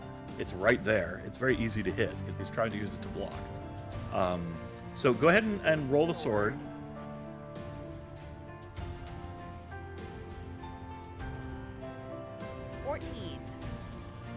14. Okay, you easily hit. You do 7 points of damage, which is pretty good. Now, in Everyday Heroes, basically everything sort of has a rating. It's called penetration value and armor value, and it's used instead of hit points to deal with inanimate objects. The wooden sword and the wooden shield are about the same, but you're power attacking, which is going to add 10 damage to that, 17 damage. And I'm just kind of audible that's a lot of punishment for both your sword and for the shield. So you're going to break your sword, so the wooden sword is going to snap in half. Alright. But you're also going to knock the shield right out of his hands and kind of put a big crack down the middle of it. So it's sort of a floppy two-piecer at this point, only held together by the bindings on the inside. And they also look shocked, right? Like, holy mackerel, what just happened? So you can't really use the wooden sword anymore for the bat, but that person doesn't have a shield, so their defense is significantly lowered. And the people next to them cannot shield wall and get more defense. So nicely done. I'm not going to let go of the. I'm not going to let go of what's left of the wooden sword because I've got plans. Very good. Yeah. You can still have it. Still has a hilt. It's still a big piece of wood. So sounds good.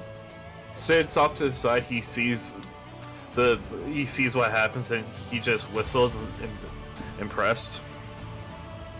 Yeah. You get a nice reaction out. Rocks up, says, "Oh my lord, look at that! Proper fire." All right, Palace, you are up next. All right, I'm gonna start moving in on the side of the same guy that's being attacked there, that's low, and try and take him down with a good slash. Okay, go ahead and move yourself over. All right, coming around the side. I'm going to give you advantage. Well, actually, not advantage. In this case, he's not going to get his shield to help defense because you're coming around on the side. So, Does flanking count for anything? Because he's flanked on. it's not an official rule, but in 5e, in Everyday Heroes, the Game Master always has discretion to hand out advantage or disadvantage if they think you are in an advantageous state of mind. So there are things that always give you advantage because the rules are just codified to cover a bunch of situations. We didn't do flanking because there's a lot of gunplay matter, like flanking really. So we just leave it up to the Game Master to determine when they think somebody's in trouble. Gotcha. So in this case, I'm going to say he can handle the two of you, but he can only use a shield against one facing at a time, really. so he's not going to get the benefit. All right. That is easily a hit. 9 points of damage is plenty. So I'll let you describe how you take down this person. Well, I give him a good smack across the back of the head and just knock him forward and out. All right, down they go into the dirt. Pocket three! And I just look at it and go, that's three times he got hit in the head. Yeah, this poor bastard. You guys just not having a good day. Yeah, he probably thinks he's not going to graduate either, but almost everybody does. Unless you just run away like a coward. All right, next on the hit parade then, you could move. We're going to take him just out of the scene here. Put him over here on the cart. Bring out your dead. Bring out your Do you want to move anymore, or? I'm not dead! You'll be stone dead in a moment. Uh-oh, I've triggered the Monty Python. But I'm feeling It was- better. Dangerous territory. All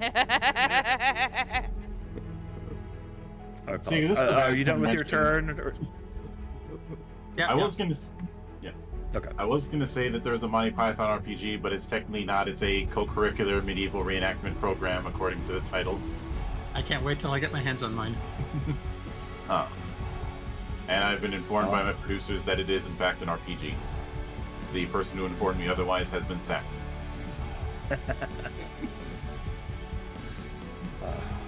Probably the movie I've seen more than any other.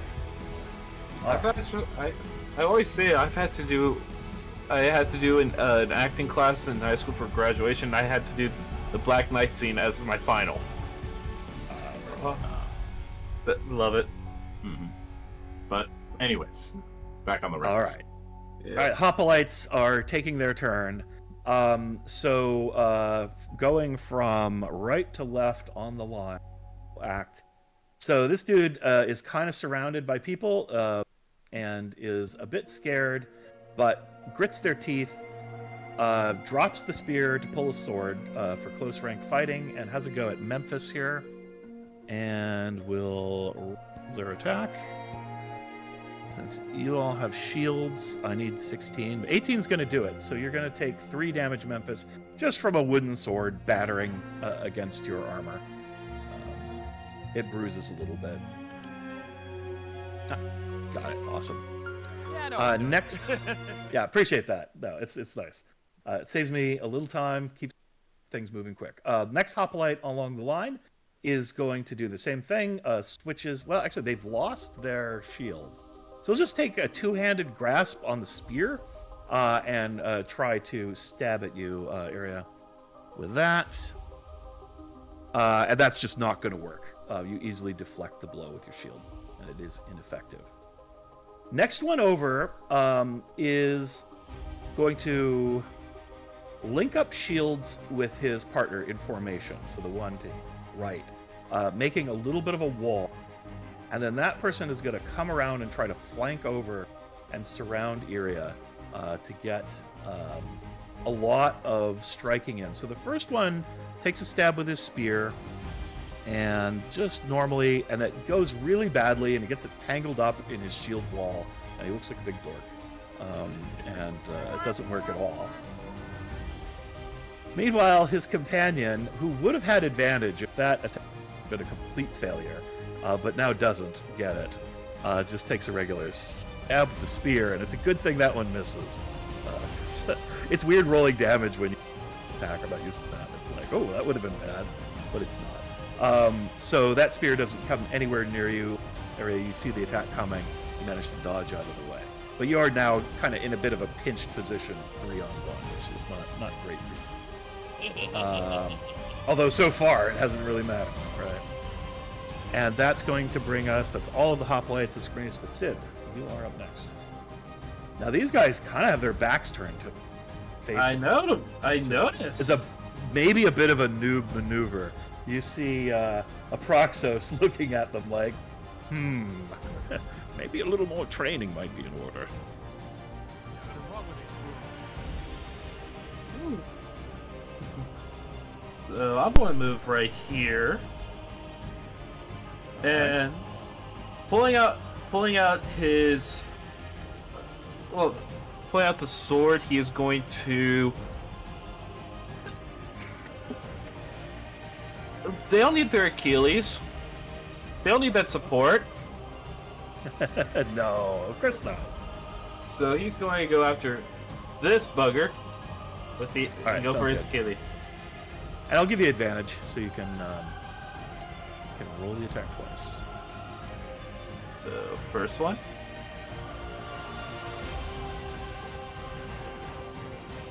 Yeah, and no shield for them, so it's going to be pretty easy to tag them, but not that easy.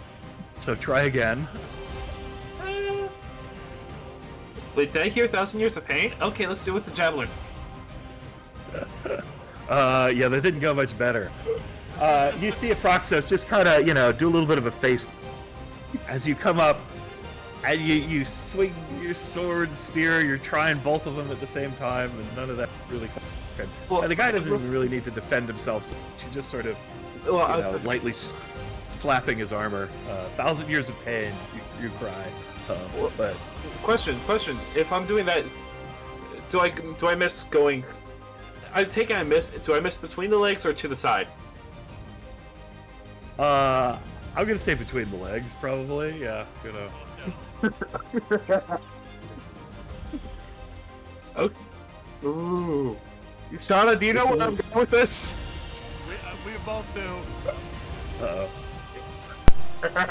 Yes, I do. All right. Is that all Unless my you have a bonus actions? action of some kind, I think you're. Let me double check. I don't think you have a lot of bonus actions on this character, so. Yeah, I don't. But Yeah. okay. And did he notice at all that what happened? Like, did I mean, yeah, he hears you, but he doesn't feel you. So, you remain in an Yeah. advantageous position. Apparently, thinks nothing of you. at this point, he holds the javelin by the end and pulls his sword back, leaving Alright. the javelin where it's at. Like, hey, you may continue when it's your turn. All right. All right, I like where this is heading. Toric, you're up next. I would Guys, like yeah. to move over here and throw a javelin at the guy in front of me to distract him. Okay, sounds good. I'm going to give you advantage on the attack since this Do person. I roll strength? You should have. Let's see. Does your character have a javelin? Real quick. I Toric. don't know how to add that. Yeah, no It's- problem. Like it should be down under your ability scores, under weapons. Yeah, you have a javelin. So just click on the little dice next to the word javelin, and you'll get to do it twice because you have advantage. I'm trying to click on it, but it's not letting me. It's only letting me show. Oh no, I don't want to do that. Well, I can click for you. I think. Yeah, There we go. good. We'll do it for you, and you have advantage. So we'll do it twice. But yeah, I'm afraid your luck is poor.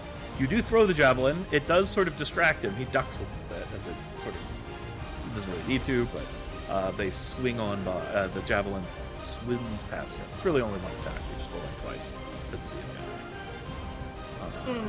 Mm. Okey-doke. Fire Oh, I am. And that's going to bring us to Thessaly. So, bit of a question. You already mentioned that you're playing Uh-huh. fast and loose regarding flanking because of the whole thing with firearms. Are you doing a similar thing when it comes to partly. firing in the melee? Yeah, we do have a hard rule for that. So when you do a ranged attack in a melee and you roll a critical miss, which is fun, then you're going to hit a friend. That's Alright. just how that works. Okay. Sometimes you'll have cover. The rule for that is generally you have who's going to set your defense at 16. But it depends. I tend to play it like I look at the angle, and so if there's clearly somebody in the way, if you're clearly behind them, then they don't. Yeah. So that's a little bit of a, GM variation, but generally they have cover, and if you roll a 1, bad things happen. Yeah. All right. That being the case, Which I've done to my companions. yeah, I'm going to move over here. All right. And I Swinging believe around this will behind. count. I believe this will count as flanking, as Yeah, for sure. I'm going to be just coming in and doing a hard swing at the neck and shoulder with the sword. All right, great. I'll give you advantage. Go for it. All right, since I'm rolling with advantage, let me modify that. Sure. Very nicely done. 1d4. That's All right. 5 damage. 5 damage. This is not going to enjoy. All right. This poor person is much beset. Anything else from you?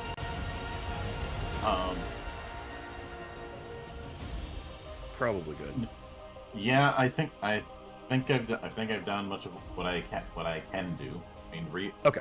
rearming myself and then moving, then attacking. That's going to cover most of my. Yeah, base. that's usually everything. Unless you have bonus actions.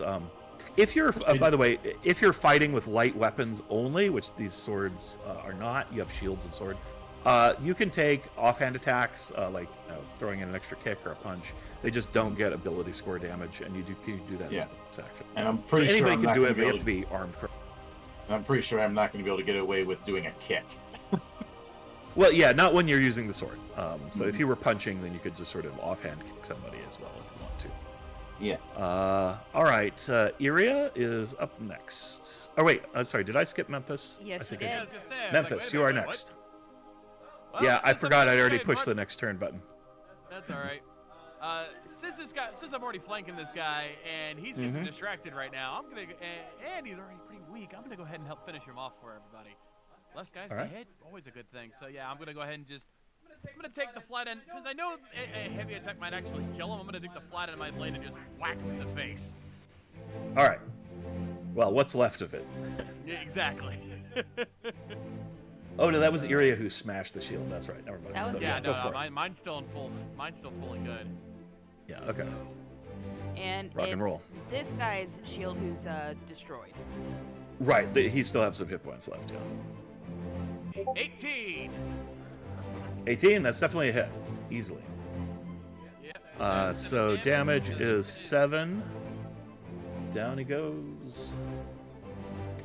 Oops.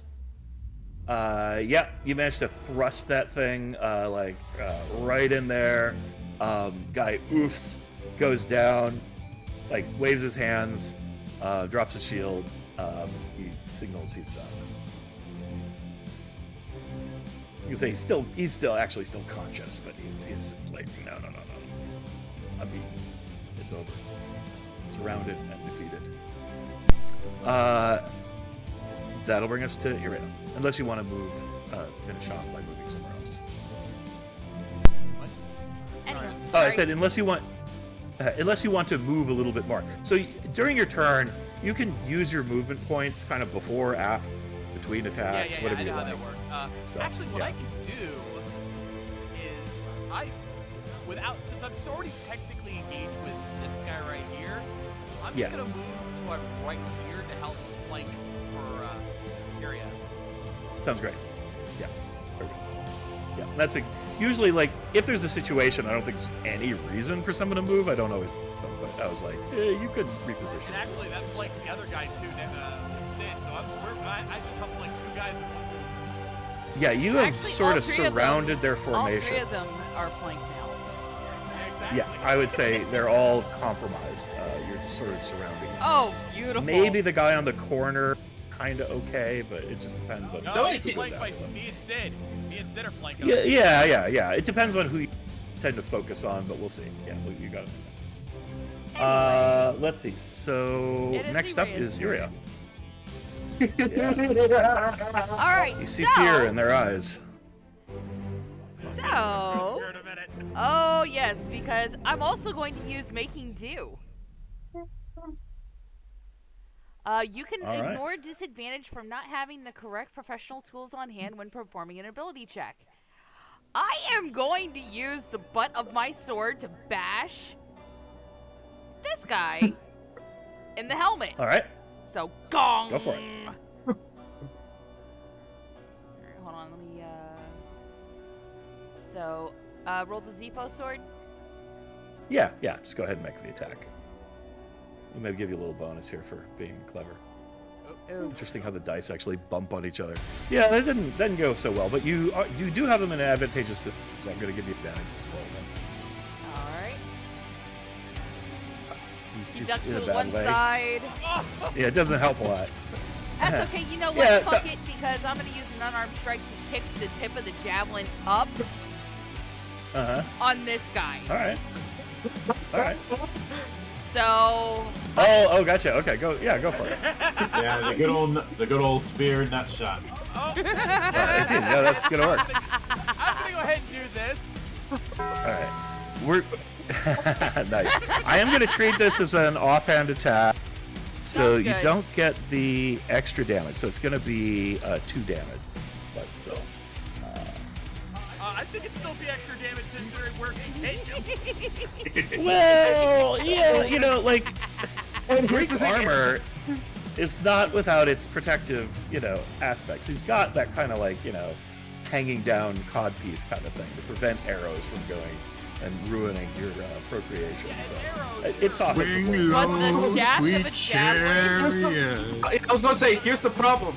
Here's the problem. That would make sense if the attack came from the front. This is coming from the back. And the bottom. Okay. All right. And the bottom. He's taking the extra 3. I have been persuaded. But yeah, so pretty much what this- she's doing is she kicks her toe under the tip of the javelin and brings her knee up very sharply to go whack. Proc says, now that's something I've never seen before. And I've seen a lot. And I just sit there. I'm going to get up the best friend who's going to do that. One of my allies. All right, Palace, you are up next. Now, here's the other question. Does he go down? Oh, okay. No, it's not going to go down from that. He's a Damn. tough warrior. He's hanging in there. He does not look happy, but I'm sure he's not. I don't think anybody would be happy if that happened to them. All right, for me, I am gonna do a running charge towards this guy all right. right there, and I'm Totally gonna dogpiled. javelin up out of him. All right, give him what's for. Stabby. And you do have advantage, so that's enough though, and that's max damage. So let's take that. 9 points damage. That hurts a lot. Now, just a second. Palace is our scoundrel. So that anytime you have advantage on attack, you do your vital strike damage. So roll 2d6 and add that to.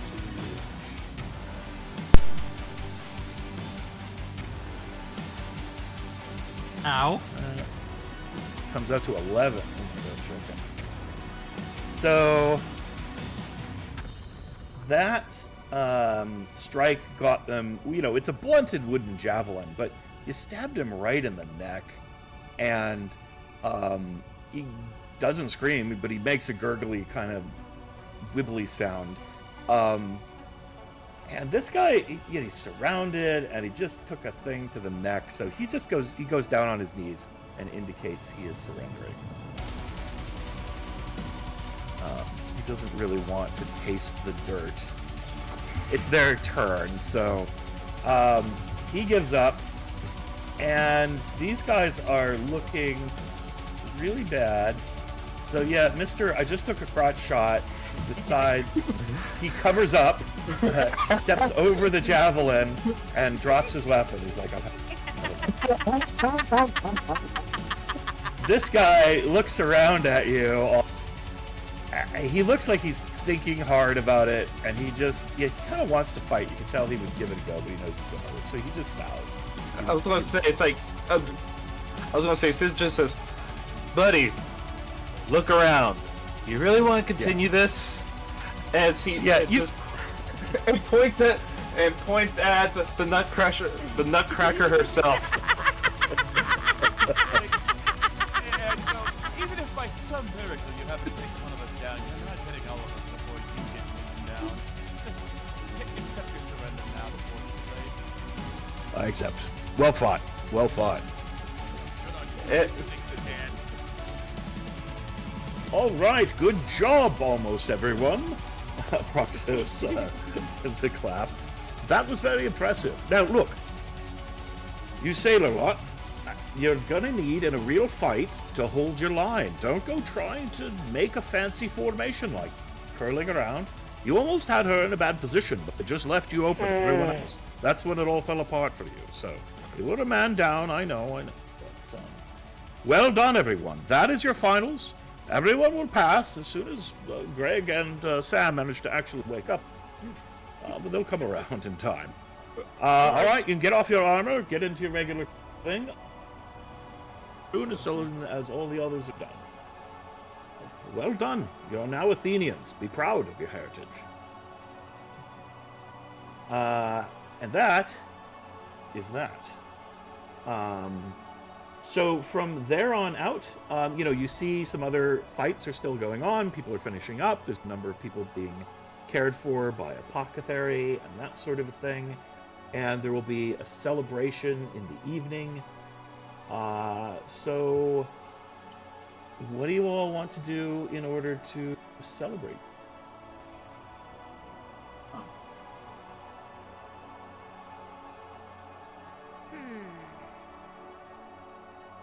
Well, Irea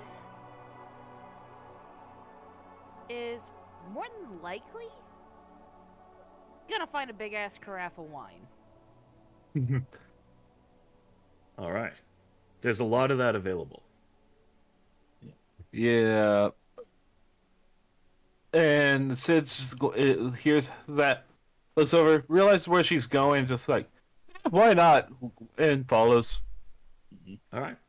Meanwhile, I'm just sitting back, relaxing with a good book, with a book from the from my collection. A scroll? All right. Oh yeah, scroll from my collection. I'm gonna keep looking around to see if anybody's not taking a good care of their money. Okay. And All right. Well, it's about to be a night of feasting and celebration, so I think there'll be some opportunity, and you'll manage to make a little coin over the evening. And I view Thessaly as getting into some sort of mischief with other soldiers, because that's where he finds himself more comfortable. Mm-hmm. Yeah, well, almost everyone will be celebrating together, unless there's a few people that maybe they have wounded pride or for whatever reason, or some of the people that took a severe beating may decide that they're not in the mood for feasting. But that and apologizing to the guy who kind of got his ass kicked twice. Yeah, he definitely, you have his respect for sure, and he'll compliment you, and he's even like, I wish I had your physique, your skill. It's impressive.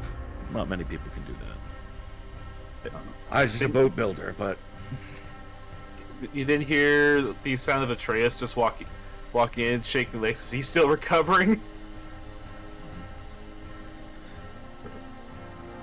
Now, while you guys are feasting and enjoying your celebration, there's a lot of talk. People are all gathered together, and you're now part of the military, right? Although you don't have to serve every day, but you're expected to be on call if something happens. And people are really avidly discussing the war with Sparta and how badly things have been going, and there might be a real need to be called up sometime soon. And among the topics that you hear discussed are rumors that the Spartans have these battlefield leaders called the Spawn of Ares, or the Sons of Ares, and they are apparently there's all kinds of rumors that they're like unkillable, and they've beaten thousands of people on the battlefield, and there's just sort of a lot of talk about how terrifying they are. and that maybe that they're blessed by the gods and have special powers that mere mortals don't.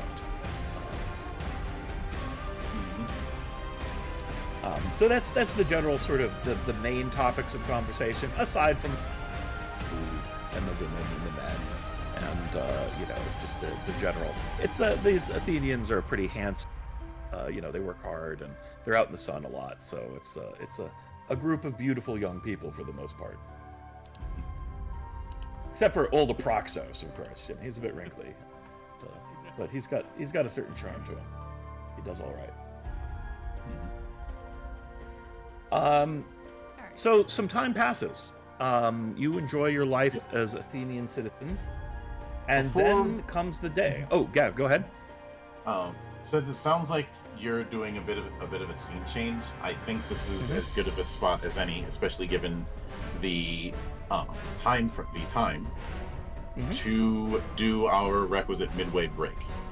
So what we try and do is midway through the 4-hour thing, we do a break for about 10 minutes to refresh, use the gentleman or gentlewoman's room, get the drinks, snacks, or whatnot for about 10 minutes. Okay, great. And I will take some time to just kind of reset your character sheets, because everybody's gonna, have had a few days and whatnot, so you're gonna be all kind of maxed out. We'll be back in 10, folks. All right. Great. You heard it here first, everybody. It's time to get your drinks, get your snacks, use the bathroom if you need to. We will see you in 10, everybody. Back then.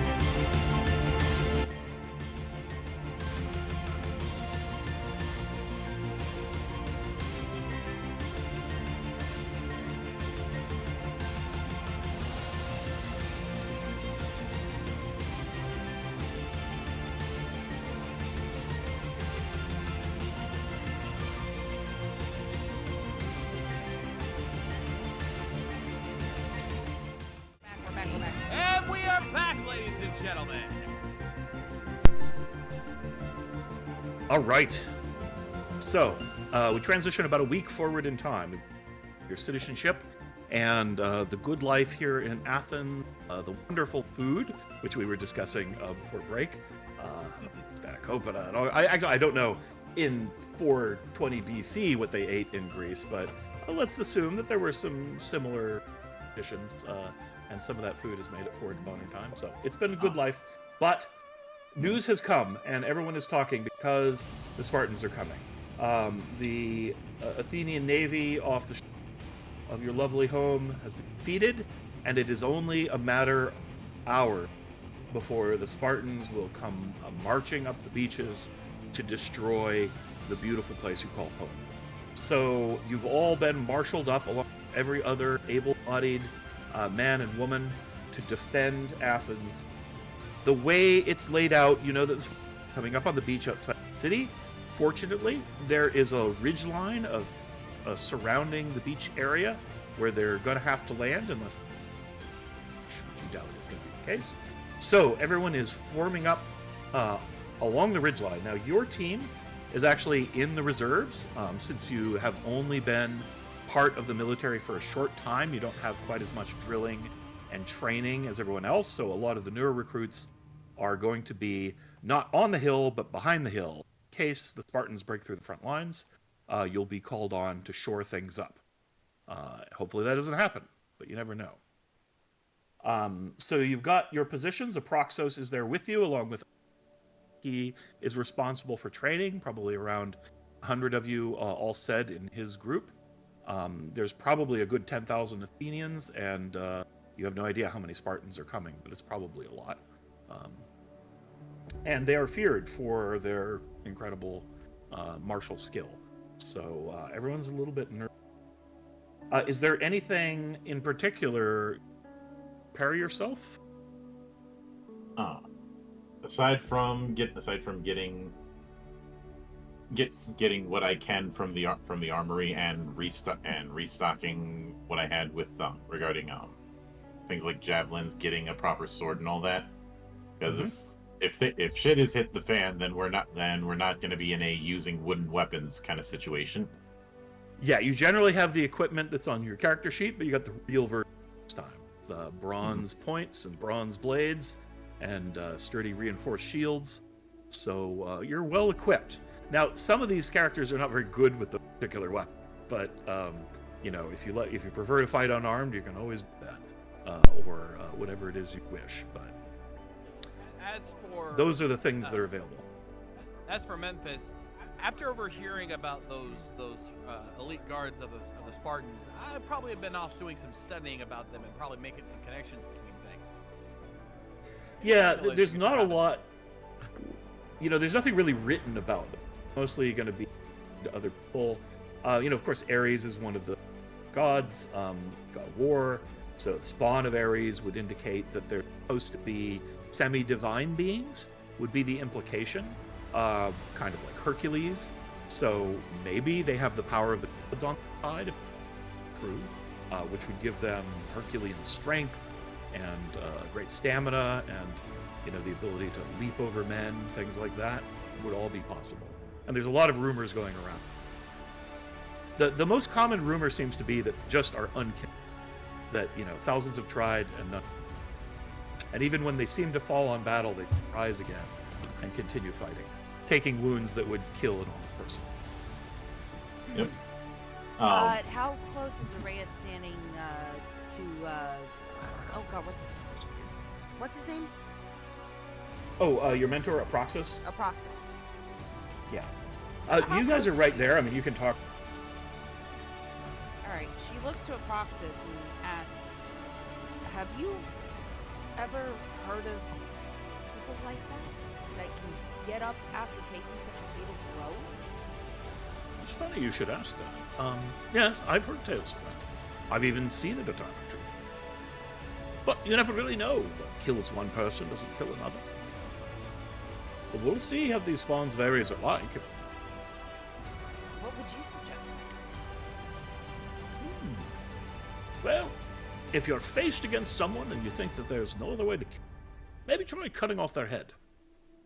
Pretty hard to do much without a head. Fair that. Quite frankly, I was thinking the same thing myself. If, let's see them get back up after having their head decapitated. Give me an insight check, which is one of your skills. Yeah. Which one? Me.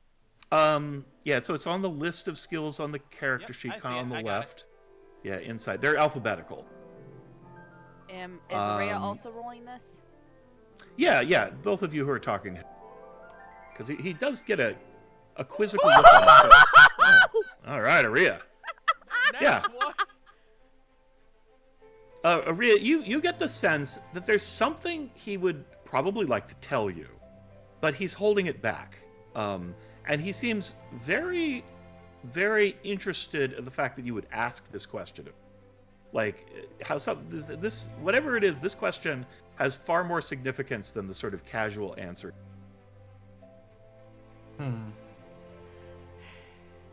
Rhea leans in close and she whispers, "Sir, is there more?"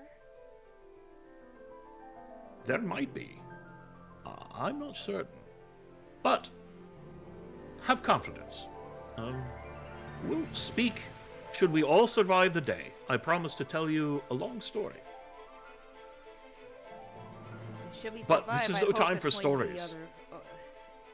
Should we survive, I would hope that it would be over a few drinks. Absolutely. That is the way of the fighter, the warrior. To those who win, deserve the spoils. But let's focus on surviving today. So, And as he says that, you hear a sound of bowstrings being loosed and cries from the army up on the hill. So it would seem that they're starting to shoot, which means the ships are probably arriving. But you can't see because there's this damned hill in the way, which is good for the Athenian defenders, but kind of terrible for you guys because all you can do is just see the back of your army, more or less. And after some, the bows are firing for a while, and then after an agonizing minutes or so, you hear a cry from afar. It doesn't sound like me; it's coming from somebody else. And there's a here, and the flags go up for everyone to take up their wall positions on the front lines, and you see kind of just sort of the shifting as the army as they brace. And the volley of arrows continues to loose from behind that front line, and you can hear the charging forces, and soon you can hear a clash of steel and men's cries, and screaming and orders being called, while you just sit there, not doing anything, being ready and hoping for the best. And after an agonizing 20 minutes or so, you start to see parts of the line falling back. It doesn't appear that things are going well. If things were going well, we would be advancing down the hill. But instead, it appears that the lines are starting to distort, pull back on the hill, and you can start to see the shining helmets with the little tufts and everything of the Spartan warriors coming up over the hill. And if it's the Zack Snyder movie, all muscly, bare-chested. They've actually got armor on, and just like you guys do, but it's pretty distinctive. And the fighting is bowing back, and Proxo says, "Get ready. We're going to need to breach up those lines if any of them break." And you hear someone call out, "God save us! The spawns of Ares are here!" And at that, part of the army breaks. Some people are starting to run off the front line. There, go! And Aproxus points towards an area that's breaking, and orders you and all your comrades to move forward towards the front line. Is there anyone who does not follow the? As soon as he said go, I'm jumping. I'm immediately taking the initiative. same. I'm All right. behind them. And I'm, Leaving charge, okay, coming in. I'm kind of coming in behind. I'm not coming. I'm going, but I'm just going slower. Okay. I'm right Well, behind you're Memphis and Thessaly. All right. Sounds Or good. Rhea is right So- behind Memphis and Thessaly. All right. Comrades in arms. So you're coming in kind of in a mixed band. With some of you in the vanguard, and the others coming up close behind to guard them. I'm most You Sid's going to stay back. So, for him, he feels like if he goes in there, he won't be able to help if something else somewhere else happens. All right. All right, at first you're just kind of wading through your own troops a little bit, kind of moving in. You know, there's Athenians skirmishing around, and a Spartan soldier breaks through the front line by himself and comes up against your group. You easily take them down because you're all together. There was just one guy, right? He got a little ahead of himself, and so you collectively managed to put him down. So that soldier falls. Yeah, go ahead. Sorry, I do have a quick question. Is there anything that puts the Spawnaberries out against the rest of the army? Like any distinguishing features? You don't know because you've never seen them, so you don't know what they look like. They're just sort of legendary figures. All right, let me rephrase the question. Is there anybody with a different type of armor that looks more elaborate as opposed to the rest Give of me them? a perception check. It's quite the melee, so we're going to say the difficulty is 15 to for sure succeed. Well, there you go. Now, I also None can stand against Aria's dice. So, I also want to make it known that Aria's got no bonus whatsoever for either insight or perception. Oh, nice. It's a flat 0. Well, that's the way the D20 system rolls. Sometimes, you know. So, like, you know, if I had set the DC for 25, I still wouldn't make it. But I almost always reward a 20, whether an official success or not. But yeah, in this case, it is more than enough. And we do have some drive over, get extra success and things like that you can do. But in this case, yeah, very clearly, you do spot a group of 3 soldiers who are fighting in formation. They're wearing white-oriented clothes, so they do stand out.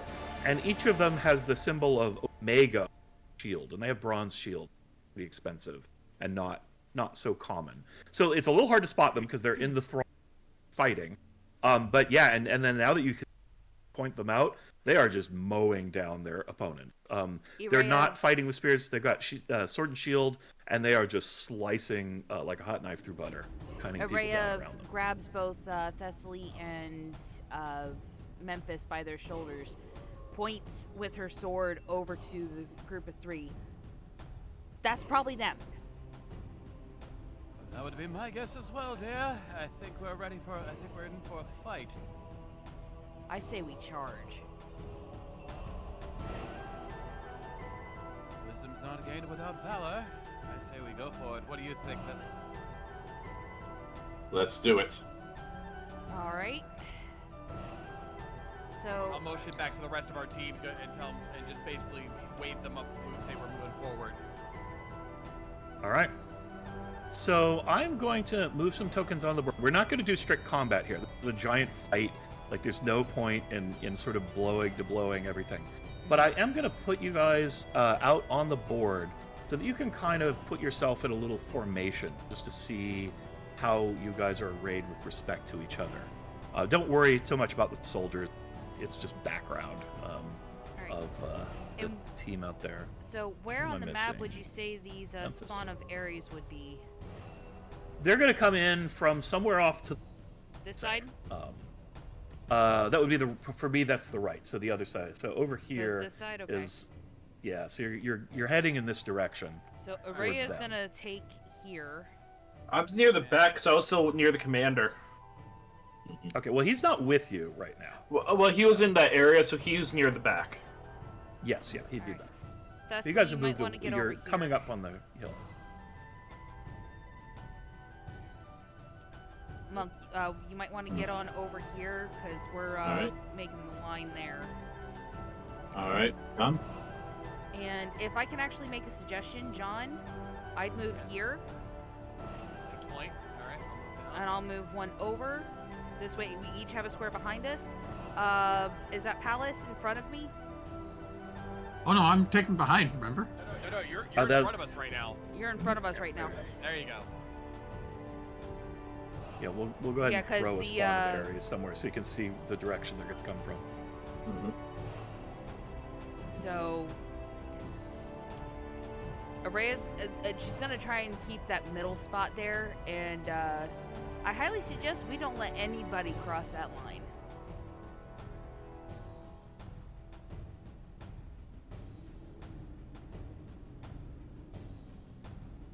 It is vital that we hold the line.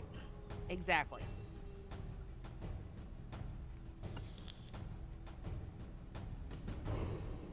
All right. So you've got yourself arranged more or less. Dorak and Sounds Sid, like. you guys are kind of taking up the rear. All right.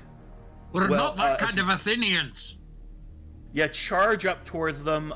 You're having to deal with sort of Spartan soldiers around you as they mix in the melee combat.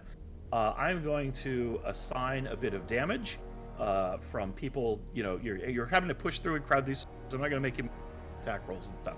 But as you fight your way up towards them, you are going to take a little bit of damage. So I'm just going to roll a d8 for each of you. Thessaly, you're going to take about 4 points of just, general batterment.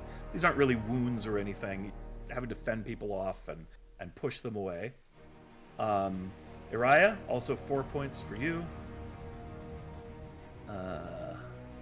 Memphis, 7 points. You. Of course, I take the most. Yeah, it's not going so well. We got to look at him. Why is his thing? Oh, there it is. 4. Phallus, you are going to enjoy 5 points of. Doric, only 1 point. And Sid, 1 point. So thanks to being in the back, you guys get. You have to just deal with a couple straggling soldiers who get past those lines, come around, and you clean them up, no problem. So you're pushing your way pretty successfully, and you approach the spawn of Ares. They are fighting in a little sort of corner flank where one's in front. You can see their armor spattered with the blood of your comrades and Athenians. They look like, it's hard to tell if they're so sort of blood-soaked, but they appear confident, cutting down, and they cut all the people in front of them and approach you. And we're going to do kind of an informal that round, and then we'll do some description. So the center one comes up here, and then they come up and they form a flat line as they come up, and they are going to get to go first, and then have all go. So going from bottom to top. So this person comes in, turns towards Memphis to face you, attacks. Do you have your shield up? Of course. Okay, sounds good. So they're swinging with sword, and that's going to miss. Another swing. 4 points of damage. It's going to get past your guard. In the middle, facing against Iria. This one, and it's hard to tell who's who. They just all have the identical armor on. So that's going to hit for 11 points of damage. Ouch. Yeah, that's a nasty blow. And then 10. So going to be 21 total. Fuck. Yeah, I'm this down to 3 swordsman points. is insane. They just, come on under your guard like a machine, stab you in the side, draw blood, turn around quickly, slash you across the arm. You can kind of barely feel your left arm at this point. Still working, but it hurts like a son of a. And this swordsman is fire. It hurts like a son of an Ares? Yes, like the son of Ares. That's a miss. And that is probably a hit, I'm thinking, for 7 points. Thessaly, do you have if you have 17 defense or better, then you're okay. Otherwise, you're taking 7 points. How much Don't think defense? anybody has that much. Uh, They rolled I've a got 16, 16. so I've got 16. 16. So it's exactly enough to hit you. So you do take the 7. All right. It's possible to get up to 17, 18 at level 3, but not many heroes can get to be very special. But 16 is pretty good. Okay, so that's their initial salvo is charge into you, brutally swinging weapons. I'm going to go one at a time through all of you. Memphis first. What are you going to do? I'm pissed off now. It's like, you're gonna come in like that? All right, fuck you. Knowing what we heard, I'm gonna take that and go for a weak spot and hit him hard and fast. We're gonna slice and dice. So. You have advantage then. You spend your bonus action to get the weak spot. It's very hard to find a weak spot person's immaculate armor, but you do see, you know, they're a little turned away from Maria, so you can kind of feint a little bit, and there. Corner of the shield if it had a corner. Oh, come on! Wow, that's with advantage. That's too bad. Shit. Yeah. Well, that didn't work out so good. It turns out not really a weakness at all. They move their shield, easily block your blow, almost as if without thinking. Aria? All right. This is not going well. Yeah, trust me, I noticed. Let's see. Hey! Question. Yeah. Seeing as how I had 2 attacks landed against me, does that mean I get payback? You definitely have payback, yeah. For sure. Alright.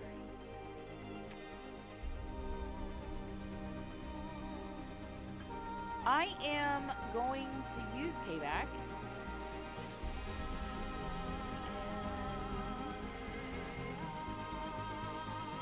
And I am,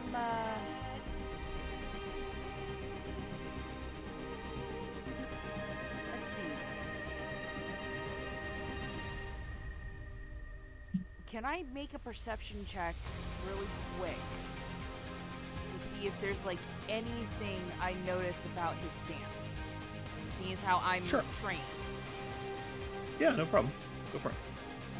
Okay. 15. Yeah, what you think that this is not a man. You're probably fighting a woman.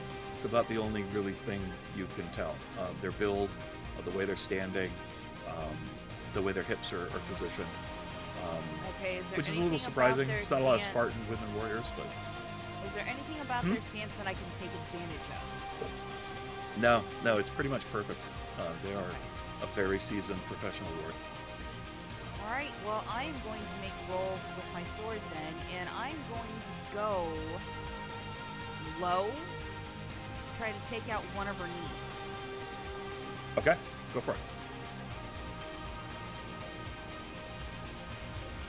And that gives me a +2 if I remember correctly. That's right. Yeah. And technically, you don't have to use it unless you need it, but it doesn't really matter for 12. for these things. So 12 is not going to get past their defenses. So it was a very good strike, but she shifts, pivots, blocks it with her sword. Alright, offhand attack. I'm going to kick at the same leg Okay. with an unarmed strike. All right, go for it. Let's see, let me take that bonus off really quick. And I do not get the bonus on that one, correct? That's correct. +2? Yeah, it's just on one attack. Yep. Ouch. Yep. Not quite there. Alright. All right. That's it. You try. This warrior is fire, right? And clearly has fought in many battles, unlike you, fortunately. Thessaly. Question. If I tried to take a swing at this one right here, would I be able to use the payback talent? Oh yeah, because they hit you. Yeah, absolutely. So Yep. I am going. And for follow-up question. Since there was a bit of a scene change, is extra effort recovered? Yes, absolutely. Okay. Good to know. So first off, I'm gonna be taking a swing with the sword. All right. Let me see. I was trying to see if I could add it in, so I'm just gonna have to.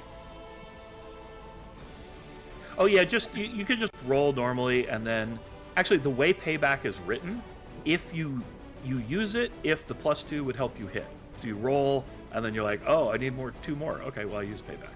That's kind of how it's written. That way, like if you just hit it normally, you could save it for the back you end up making. But all right. It's kind of like a +2 in your pocket. Probably not going to help. No, it is not, and Yeah, I'm going to be that ended up. using. I'm going to be using extra effort to try again. Okay. That's a total of gonna 20. Get you there. Yeah, that absolutely gets you there. And so that is doing 5 damage. And because technically speaking that was an action, not a bonus action, I'm going to be using Fighting Spirit to take my second win. Oh, okay, great. Go ahead and roll your hit dice. All right. Oh yeah. 15. No problemo. You're like, I had worse. That's nothing. I didn't hear no bell, bitch. All right. Yeah, you get through their guard, and you cut this person just below where their armor is. It gets through the plate, and you make them bleed just a little bit. Doesn't seem to be a terrifying wound on this opponent, but it's something, and you're ready to fight. You're good. Okay, Palace. What do you want to do? He's in his element. He wanted to go out in glory, so. I'm looking at the one in the middle there, and I'm thinking, sneak around and just do a little bit of poke poke. Okay. Where are you sneaking around to? Oh, okay. Yeah, for sure. You can definitely sneak into there. Fill in the gap. Yeah, and then use sword for that one. Okay, go for it.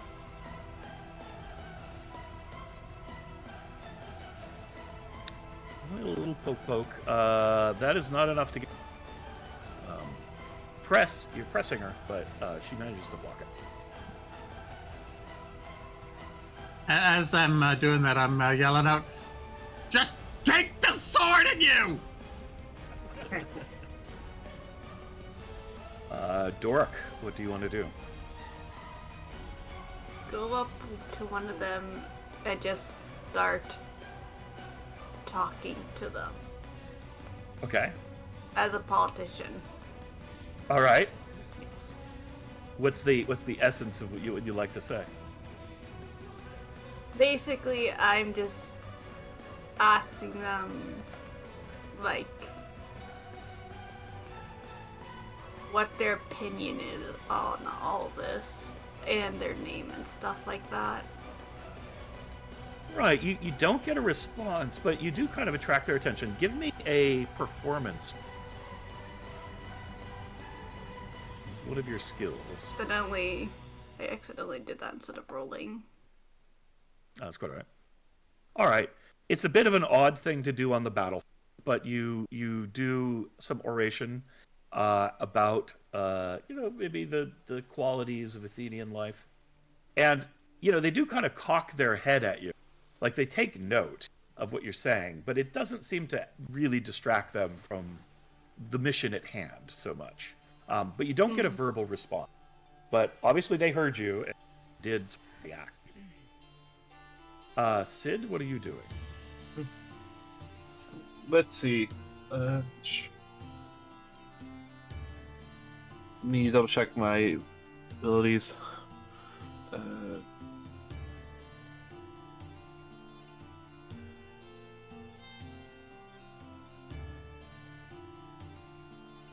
So I'm going to F it. So I'm going to take my sword. You see, said it's going to run up, and can he squeeze in right here? Yeah, absolutely. So I'm going to do that, and and then once he gets in, he's going to he's going to go and try using the javelin. He's going to try using it as a spear to hit in the gut of this one. All right, go for it.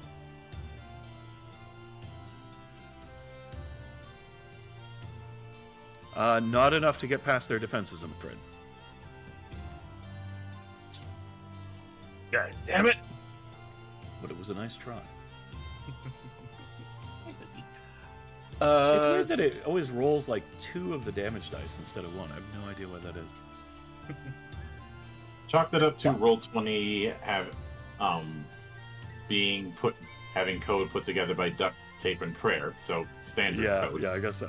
Yeah, I gotta love how all It of our does seem to be- 20s came in training sequence, not in this. yeah. Well, yeah, that's probably fine. This is a scene where you're a little outnumbered. So hold on, I still got Greek stuff. forces start to pour in to this part of the battle as many of your Oh, come on! nearby And are then- running away from you. And so I'm actually going. Hold on. Since I got pretty decent persuasion, we were able to get to him a bit. He's going to look at the one he just attacked and basically ask, "Why are you?" Basically, is trying to figure out, okay, what do they gain in terms of an advantage for attacking, basically. So Our what he's- Spartans, they gain our lives. Yeah, there's a base. Okay, okay, I understand now. I was thinking in game terms. He, like, What? here- Oh no, you're asking, yeah. Yeah, because You hear a voice that says, "Wolves don't speak to sheep." oh, that bristles him. Sheep. Oh, really, you meatbag? Boy, is that all you are? Then again, looking at you, I'm pretty sure it's something else down there. You ain't no man, that's for sure. I'm a machine made for killing. No, you're a wooden doll wound up by your master. You're nothing but a fool. A useless fool. There is nothing beautiful about you. Oh, you're so mean. All right. This one of Ares It's war. is It's gonna lay into Palace. Let's see. Can you see? Let's see what happens. Ow! Yeah, that's gonna be 28 points of damage. I'm not Hold dead. on. I'm dead. Yeah. Palace gets skewered by a sword and falls to the ground. Life ebbing away.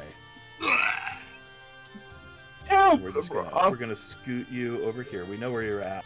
Real. You are now bleeding to death. The one in the middle faces against Iria. Takes a swipe with their sword. Fuck. That's gonna be 10 damage. I'm down. You are also in the dirt. Dreams of glory fading fast. Uses their other attack to strike at Sid. Okay, 2 things. One, I want. Okay, yeah, no, That's a that's not miss. happening. No, that's not happening. Oh, he's a miss. That's good for me. Yep. This one comes after you, however. Which one? Which one? It's failing. The one right in front of you. And it's not doing well so far. Yeah, those are misses. So, yeah, the wolf fails to strike the sheep. I was going to say he was demoralized. I think it's Yeah, time yeah, to probably a do little the bit. wolf. The rest of you suffer many attacks, and Memphis, you only take 1 point of damage. Thessaly, it's going to be 6 points, and Doric, 2 points of damage from attacks. So, get that for you. All right. What are we doing, Memphis? What are you doing? Your companions are lying in the. Yeah, now I'm starting to get a little worried here. But at this point, I'm just getting ticked off because it's like nothing we can do can even touch these guys. So I'm gonna go ahead and take another. I'm gonna go ahead and go for another weak spot. I've got 4 focus right now. I can do Yeah, another get one. him. So let's get back into advantage. 16. 16 is enough. Barely, but I hardly do any damage to the fucker. Yeah, that's true. That's not very much. They take 4 points. And But love it. hold on. I still get my 2d6. Oh yeah. That's good. So you did get him. Okay, good. Yeah, like I'm pretty sure. I mean, the scenario is not thinking you're going to do well in this fight, but well, you're doing even less well than expected. Yeah. Very cinematic. All right, yeah, it does something, but not a lot. Stabbed him in the knee, probably hurt, but they keep fighting as if it was nothing. That's going to bring us to Sid. So seeing the failed attack, he goes on this one, using my demoralize ability. Oh, okay, great. Go ahead and roll that. Wait, I'd make a saving throw. Never mind. Yeah. Yep. And It's you make a wisdom saving throw against my DC. wisdom saving throw. Good. I have that one on here. 22. So no problem. The person is not listening. They just don't care. And so I'm going to use and so let's see. Go for a sword strike. All right.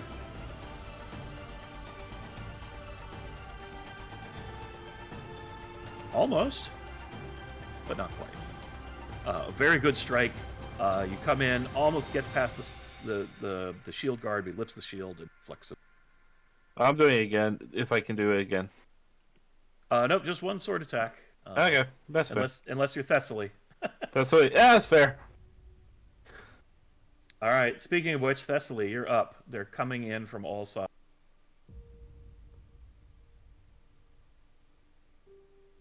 You're over All here, right. Slayer. I am just laser focused on that same guy who. So who ended up hitting me? Was it one of the guys up here? Oh, the random damage you took. Yeah, it was just sort of like random blows from people. There's javelins coming in at you. Like you're just getting surrounded by Spartan soldiers at this point. Mm-hmm. So it's just a chaotic battle, and there are things happening. So Yeah. maybe that guy, maybe somebody else. You didn't really see, but a javelin struck you in the back. Mm-hmm. He is gonna turn around, just completely pissed, try and swing as hard as he can, aiming around the head and shoulders. Just do a spinning swing with his sword. All right. Roll to hit. Oh, look at that. Beautiful. Beautiful, baby. I finally You got can one. describe to me the way in which they die. Oh, how do you want to do this?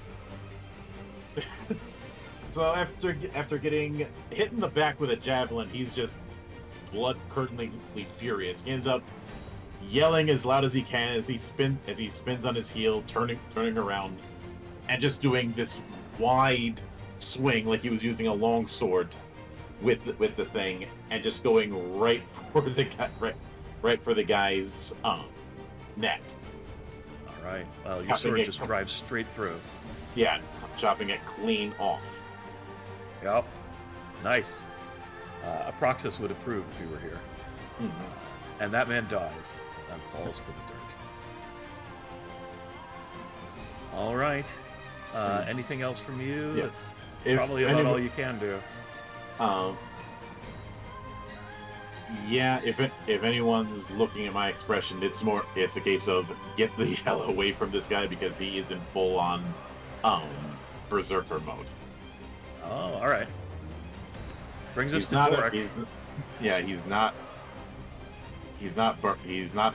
he's not doing I would like to rage. It's just a case of he is thinking.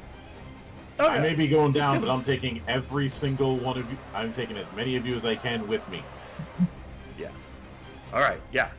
You know, there's a little, you know, look of surprise, certainly on his face, but on the face of those around.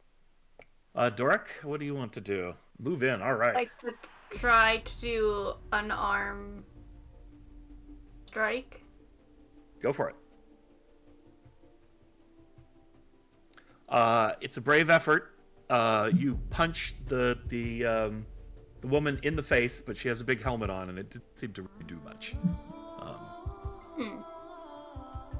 And I would also like to, where is it? Expect the unexpected. Oh, all right. You raise up your defenses. Sounds good. And that's it. All right. So their turn, and unfortunately, additional Spartans continue to come, and they have you surrounded now as they come in from all angles. The Sons of Ares lay into you.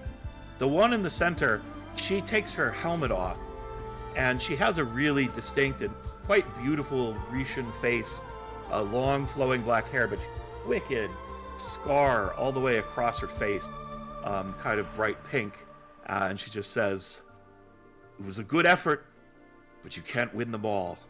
And she and the others cut you all down brutally. You put up a good fight. I'm going to say, Thessaly, you're the last to... but eventually their blades find you well. If I go You're all down, laying someone make out sure. I was on going the to say, battlefield. Defiant to the end, Thessaly's just says, "See you soon." Very good. In about 2,000 years. But all of you are going to get inspiration, which because you will die, but this is Highlander, so you will roll again. And basically, it'll give you one re. It is one of you. If you're not happy with the result of a roll, you'll be. But you only get to kind of spend it once. Yep. All right, so you have all died, and that would be the end of the story. But as we say, this is... And so sometime later, you don't know when, you wake up as if from a very unpleasant, painful, and difficult sleep to see the dawn coming up over the waves. You're not in the middle of a battlefield any longer. Only the six of you are there on the beach, and, you know, as you sort of bleary-eyed get approximated with your surroundings, and you could hear the waves coming up on the beach. And you see also a Proxus sitting on a log, pieces of driftwood, just kind of patiently waiting, smoking some kind of pipe, clay pipe that he has. Apparently patiently waiting for you to wake up. And as the first of you stirred, he said, Good, it's about time. I'm almost... Or not tobacco, what would they smoke back then? I'm almost out of smoke weed. the fuck were you, old timer? Fuck that. Oh, How well, the same fuck are we place you were, alive? getting my ass kicked by... Bullshit! I didn't see you on the battlefield. Oh, settle down. We were all fighting. The question is, how the hell are we still alive? So I didn't want to be too close to the spawn of Ares. Big problems there. How are you alive? That's a good question. You were probably killed. At least you all look pretty dead when I found. But you're not dead now. Surprise! Told you there'd be a long story. Here's some wine. He hands over a sort of Boda bag of wine. It's not exactly fancy. First time's a real bitch. First time. For what? For coming back to life, of course. You're immortal. Congratulations. Prizes all around. It's really not that much fun, but if you'll notice, you're in perfectly good health now. Probably hurts a lot. Probably got a bit of a headache. That sort of thing happened. Irea looks First down at time's her tough. arm. Is it healed? Or is Yes. it slash healed? Yeah, She totally healed. pats There's her not even sh- really a scar there. She pats her arm. She's like, how the fuck That Spartan woman almost cleaved my arm from me. How is it still there? I'm going to use. Cut. I'm using in your head. On him. Okay. You'll have to remind me what's up with that. When your opponent, you see and you can see, and then that hears you makes a saving throw. And I'm going to use my. I'm basically like, yeah. Between that and we're not in a hostile thing, so I'm also using trust me. So that's also +4. So he fails his saving throw. So what is the impact? Impact. For removal. Oh, I'm using the wrong thing, I think. In my head. Yeah. Oh well, this is gonna sort of like if he needs to make a saving throw, you can lower it. But I was going, if not that. But we'll say, like I don't mind the sort of spirit of the title of the thing. Let's say just trying to get in and understand. He obviously is in a position. He seems to feel some sympathy towards you, but he's also kind of like, welcome to the rodeo, kid. Like, he's been here, done that. This is not really an exceptional event for him. And he doesn't seem to have any hostile intent for him. Seems to have a kind of actually fatherly demeanor. At this point, Memphis is starting to realize, like, we just came back from the dead, much like the response of Harry's. Wait a minute. This is... Are you going to say that out loud? I'm starting to sputter it. Like, I'm like, wait a minute. No. Wait a minute. Guys. Good observation. We just did what the sponsor of Ares normally do, Doctor, didn't we? That's right. They're your brothers or sisters, in a way, you might say. But no one understands for sure why. Let me be upfront with you. I don't know why you live forever. I'm the same. I've been killed a number of times. And from now on, you really can't die unless someone takes your head off. If that happens, it's all over. The game is done. We call it the game. We don't really have any other word for it. Many have no idea. But I try to find people who... I have a special gift, I should say. I can sense you before you turn. Most of the time, that's not really possible. It's something only a few of us can do. So I try to find those potentially going to leave again and give them a little bit of a head start. See, some of us are honorable in the game, and some of us, like the Spawns varies, not so much. We usually refer to them, or I refer to them, as dishonorable, because they don't really care. They play the game with no rules. But those of us who have a heart and a sense of tradition, we play by a certain rule, which I'm going to share with you. Normally, like I said, you can't die. You'll live forever. I've been alive for at least 500 years at this point. It's an interesting life, but it comes with certain consequences. If you cut off the head of another immortal, and this is partly why we call it the game, you'll gain a measure of their power, of their memories, of their strength, their vital essence. And so, the game is a game of collecting heads. Now, I'm not going to take your head. Don't believe in that. We have a set of rules. Fights should be one-on-one. Duel to the death. Person versus person. No friends, no allies. Now, there's reasons for why you wouldn't want to do that. For when you take somebody's head, you'll experience the quickening, magical energy, and you'll be very vulnerable in that moment. So if you fight in a big group with other immortals, you make yourself vulnerable whenever you win. So that's something you have to watch out for. So we duel one-on-one. You can sense others of your kind when they're close. That headache you're experiencing right now, that's not because you died. It's because I'm here, and you're all here. So whenever you draw close to another immortal, you'll feel that same feeling. We usually call it buzz. It's really more of a headache, but there you go. You get used to it over time. But you'll always know. You never fight on holy ground. It's just a rule we have. What is holy ground? What's not holy ground? You'll know it when you're near it. You'll feel it. And if you fight, there's dire consequences. not an experience you want. And it's very useful to have a place that you can meet other immortals in safety and know that no one's going to lose their head that day. So when we gather, we often do so on holy ground. You are not to reveal your identity to mortals. It's not like anyone's going to come and punish you. Mortals will. They don't like immortals. They'll use some kind of monster, they'll lock you away, they'll torture you. They'll try to find your secret. They'll do unspeakable things to you, make you their slave. So don't do it. There's more of them than... Keep on the move. If you live in one place for 300, they'll catch on. Trust me, I know. So you've got to have a mobile life. Keep going. You'll need new identity. You'll have to find a way to alleviate the... Find a hobby. Get something to do.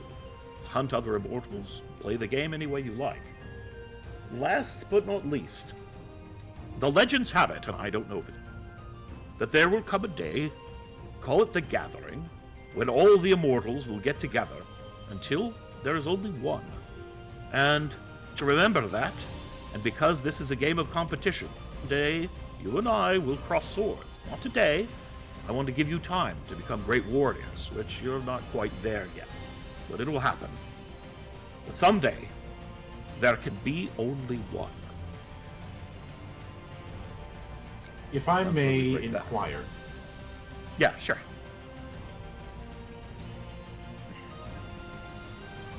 you mentioned a few things that were kind of hinting at it. I suppose that's why you said at least suggested aiming for the neck before we went into battle. Yes. Well, I didn't know for sure you're immortal until now. You seem to at least have a good intuition about it, even if you Yes. didn't know. It's like the But- buzz, but a little different. But we are ageless. I'd imagine that our appearance will barely change over however long we end up living. Being That's right. in this kind of state of our bodies. But I have a Yes. feeling there's more to it. I have a feeling that it is more than just a pristine body that cannot die, barring cutting off the head. Maybe so. There are some of us who've spent considerable time studying the phenomenon, trying to understand it. I don't know that they've had any luck. Some believe it's the will of the gods, others some aspect of nature. Honestly, I don't question it. Alright, here's another It question. is what it How fast is. do we heal? And Fast enough. Alright, how fast... You can be put down. You are not invulnerable. You'll take wounds, but they will heal over time. Alright, then how fast does one normally come back from the dead? You said the first time's a bitch, and you're absolutely right about that. It took you some time. You've been lying there for about 20, but you'll find that it's much faster. You won't stay in the ground for more than a minute or two. What was the outcome of today's battle? Oh, the Spartans won. The spawn of Ares cleared the field. You can see the fires in the distance. Town is burning down. I'm afraid we're done here. There'll be no revenge. I'm tapping my chin and I look over and say, "Can we drown?" I don't know. I've never tried it. I've heard tell that you do not die, but you lie incapable. Oh, and you can breathe underwater. Way, it's really, it's quite fascinating. So, if you want, take a tour of the ocean. We tend to float, so it's a bit difficult to stay on the bottom. But if you get some rocks, you can crawl around down there. It's quite. Suddenly a realization hit Memphis' head. Wait a minute. Thessaly, didn't you behead one of those spawns of Ares earlier? I did. Doesn't I was that mean he should have experienced a quickening even if he hadn't fully awakened? I mean, that should have done something. Well, this probably wasn't an immortal. I mean, not all the Spartans are immortals. Just a few of them. Figures we get one good lucky hit, and it's not one of the ones we could have used. If you defeated someone in one strike, they're probably not. Araya taps her chin. That Spartan woman. The one with the scar across her face. Is she one of the immortals? Yes. Her name is. One moment.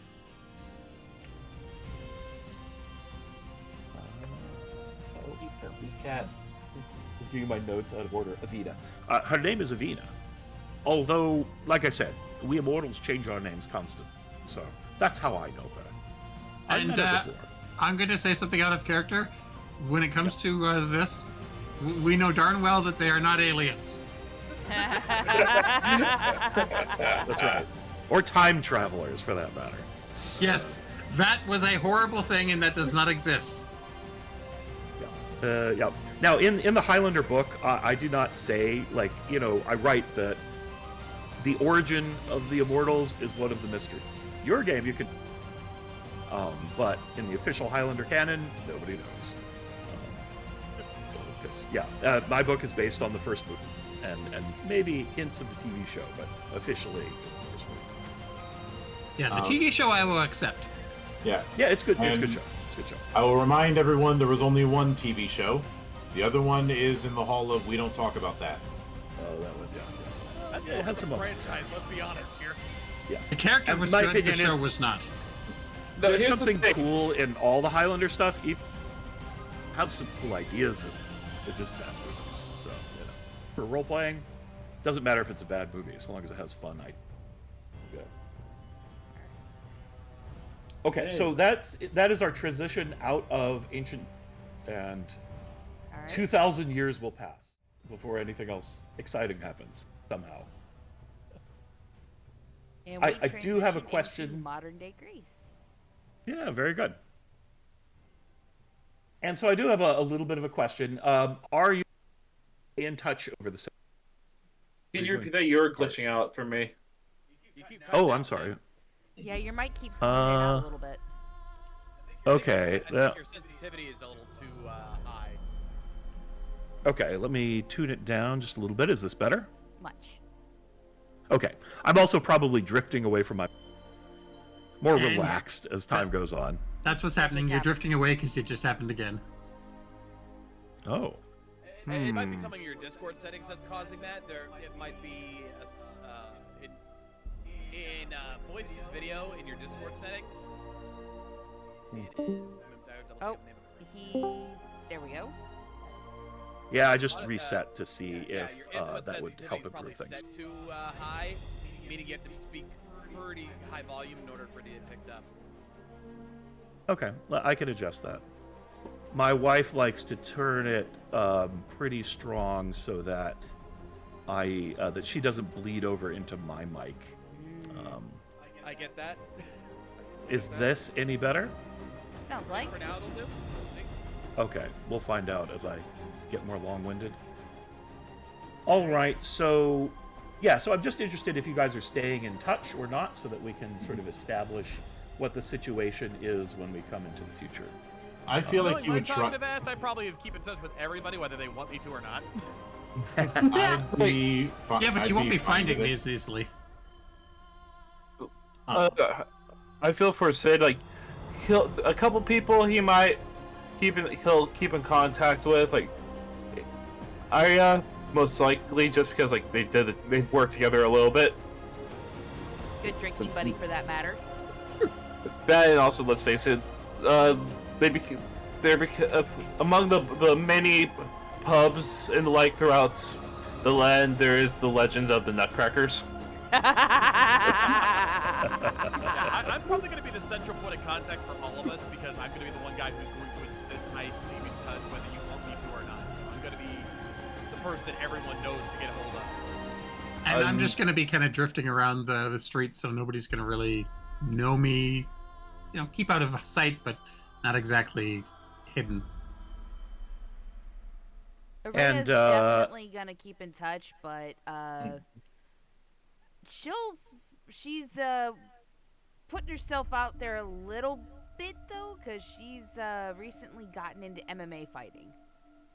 And Sid becomes a pretty successful actor, if not a very renowned one. Yeah, a tricky profession for an immortal, but it has its advantages. Well, here's the thing: how many times does Apollo get that in most modern day adaptations of the gods? Yeah, That's right. whereas he, whereas Thessaly, ended up joining. He basically did. He joined the army. He joined several armies over the years, and usually under different names, usually serving with distinction and then being honorably discharged. Did the mercenary thing for a while. I'm pretty sure I hired him for bodyguard for a couple of those. These days, by the time all of this stuff ends up happening, he's in a case of being honored. He's in the I've been honorably discharged again, and is working in private security, private high-end security, aka under my employ.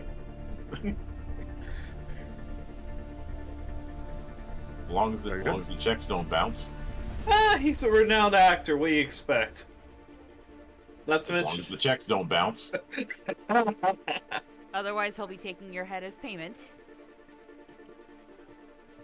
That's right. I'm probably just going to be working with the local criminal underground and moving stuff around, being a smuggler. And have any of you been playing, quote unquote, the game aggressively, aka headhunting? Not at all. I've been looking for Avina. Okay. if one comes by, I might try to get information. Otherwise, if I'm lucky, yes. If not, hello. If any of them are stupid enough to actually come into the criminal underground, yes, they're mine. Yeah. I've probably had in a few, but I've been more focused on studying the phenomenon and learning more about the game and the Immortals and figuring out what the hell's going on with all this. Yeah. Cool. Because of the fact that he's been fighting in a lot of different combat zones over the centuries. Just not intentionally looking to play the game, but just by law of averages, he's come toe to toe with a few. But he's not. But it's been a case. A lot of them have been cases of crossing blades or crossing bullets, and then that's it. A few times that but as far as heads that he's collected, he's only collected one. All right. And that was after the two of them had been getting at each other in different armies over the course of 100 years. It's like, wait, what? Wait, you're here? Let's end this for once and all. Yeah. All right. Or just him showing up and like, didn't I stab you with a bayonet like 50 years ago? It's but a scratch. But yeah, Araya has definitely and actively been looking for Avina because, goddammit, she wants to get her back for what happened on the battlefield 2,000 years before. All right. She hasn't forgotten about. Well, I'm going to say you've probably been on her trail a few times and come close, and maybe had brief encounters. But she seems to, you've learned always travel with her two companions. The spawn of Ares have remained together, and have a reputation for not fighting fair, for taking advantage of others, teaming up on other immortals, which is unusual among dishonorable immortals because eventually they usually turn on each other. And so if you travel in a group, one dishonorable immortal takes somebody's head, gets the quickening, the other one usually takes their head and gets them both. So it's very rare for dishonorable sorts to stay friends over the centuries, but that pack seems to have done so, and it's made them especially dangerous. So it's sort of like they're honorable with each other, but not with anyone else.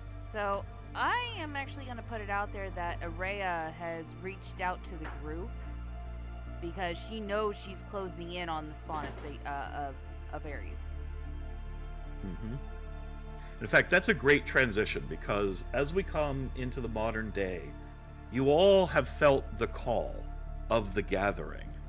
It's a subconscious feeling, and you just know that the time has arrived and the place is Athens.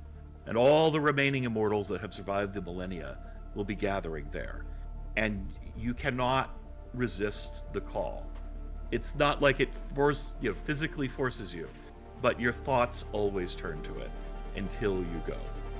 And none can really truly resist the call. So you all are going to Athens.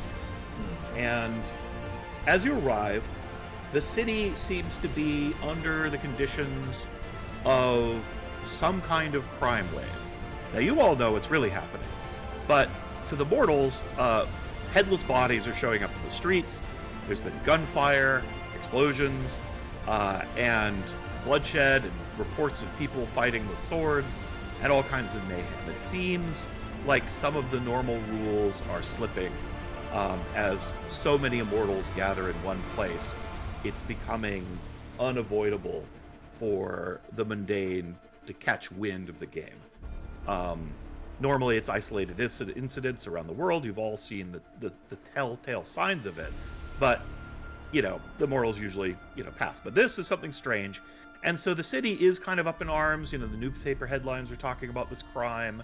The police are kind of in heavy rotation around the city, and it's not quite in lockdown or martial law or anything. But the streets are a little quieter at night, which is probably good for the game because people know that there's crazy people out there with swords and there's beheadings and weird stuff is happening. And so most people, but certainly not all, are playing it shy. There's always, as we all saw in our own experience in life, some people are not very cautious, right? And so some people go about living their lives despite any risk that might be out there. So the city's still alive, and it's a city of more than 3 million people. So it's busy as the gathering is underway. And since you guys have maintained contact, I'm sure you're all going to be in contact with each other as the gathering happens. Now, you haven't heard from Aproxos for a while. He kept with you for a long time, trying to mentor all of you, and checks in on you from, every 100 years or something to see how things are going. He doesn't stay around long because you get the sense that there are other people he mentors as well, and he just seems to play that role in kind of organizing honorable immortals and warning them when there's danger, things like that. And you've learned over the years that his goal is for somebody honorable to be the last immortal. There is a rumor of something called the prize. Whichever immortal is left standing will inherit some grand prize, some great gift. And he wants that to be somebody responsible, not somebody evil and dark-hearted and selfish. So that seems to be his thing. But you have not heard from him in terms of the gathering until today. As you're each wherever it is you want to be within the city, you get a text message. And it says, "It seems we made it to the end of the game. Your old friends, quote unquote, the spawn of Ares, are here too. We should work together, or at least until the end, so the dishonorable don't take the prize. Meet me at midnight at the Old Agora." And you all know Athens very well, like the back of your hands, pretty much. It's a city you've been in many times over the last 2,000 years. It might not be where you lived all the time, but you've all been there. And you know both the old city and the new city. And Athens is very much like a mix of, the Agora is not what it used to look like, but you know exactly where that is. Well, for me, it's a personal home, so, I've probably been many a visit to the Agora. Yes, I'm sure. And it's, it's changed quite a bit. We're going to move our little tab over here to the Agora. Never mind the labels. They mean nothing. Nothing, I tell you. So, what do you want to do in response to this text message?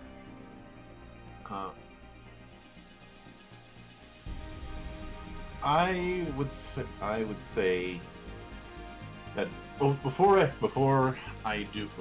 any of that, I do have a bit of a ruling kind of question.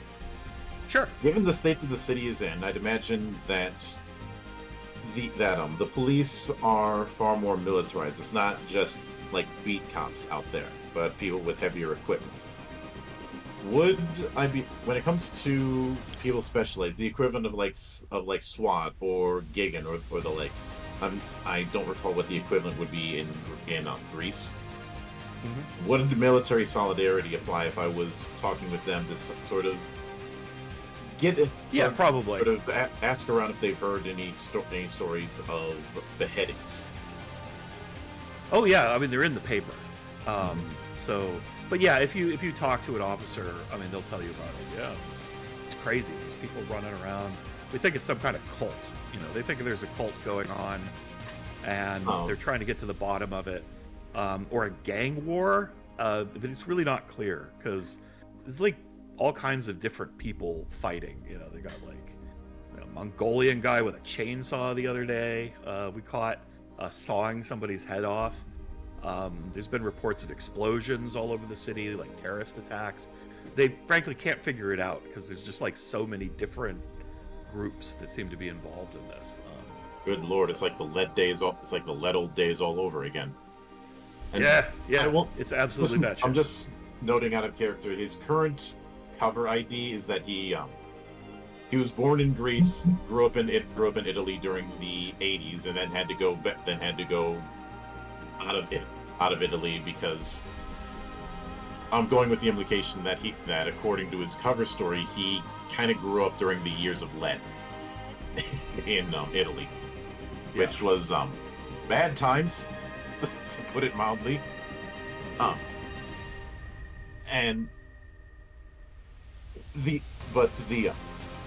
But what he's gonna ask, and I'd like to roll persuasion on this. Okay.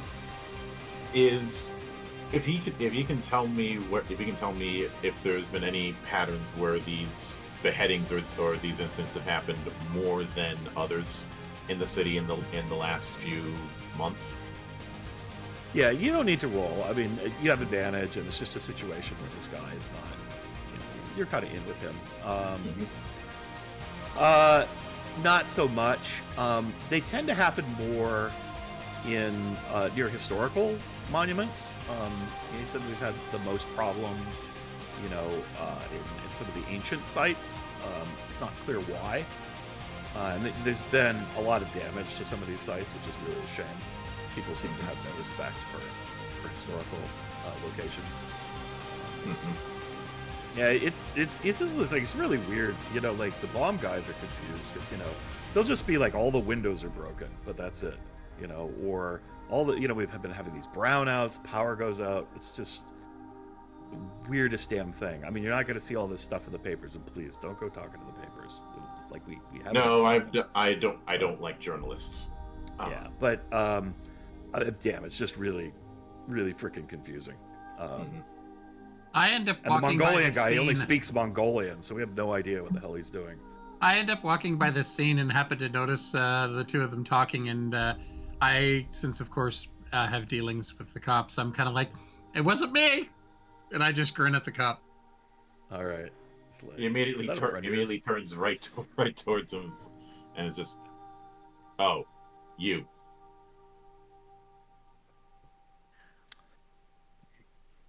So yeah, there's a lot of chaos going on, and you do see police on the street quite a bit, especially at night. Yeah. And again, I'm guessing that this is not just we're dealing with police that probably have their cars armored and all that. I mean, yeah, this guy, because you sought out a member of kind of the anti-terrorist group, but and that's kind of what the armored people are. They're anti-terrorist police, special unit.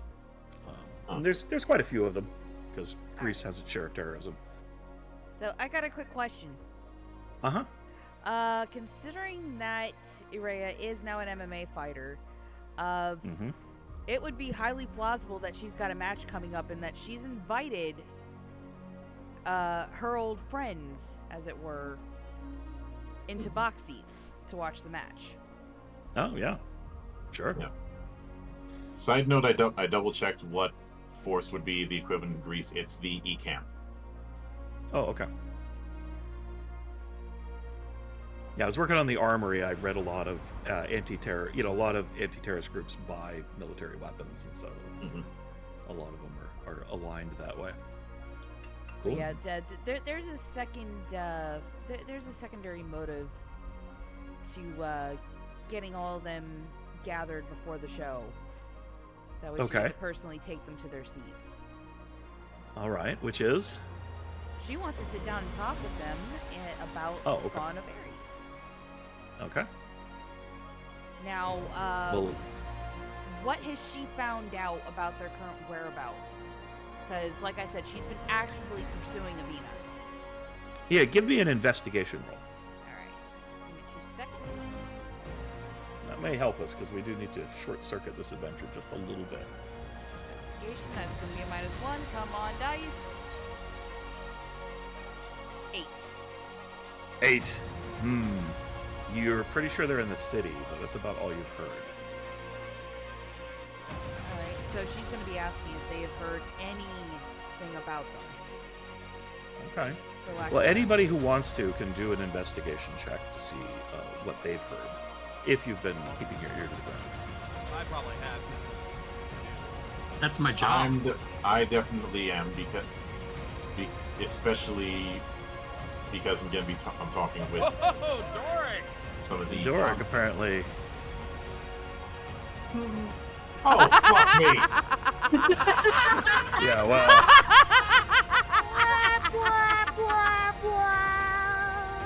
Yeah. Well, there's this rock band, Ares Ascending, that's playing down at the Palisades. It could be them. It could be. Doric, you know something. You are a mastermind, after all. And you have extensive lists of contacts and people everywhere, and you have been monitoring the police computer channels, unbeknownst to the police. And so you have reams of data. There has been, just tonight, unreported as of yet and not responded to, alarms at the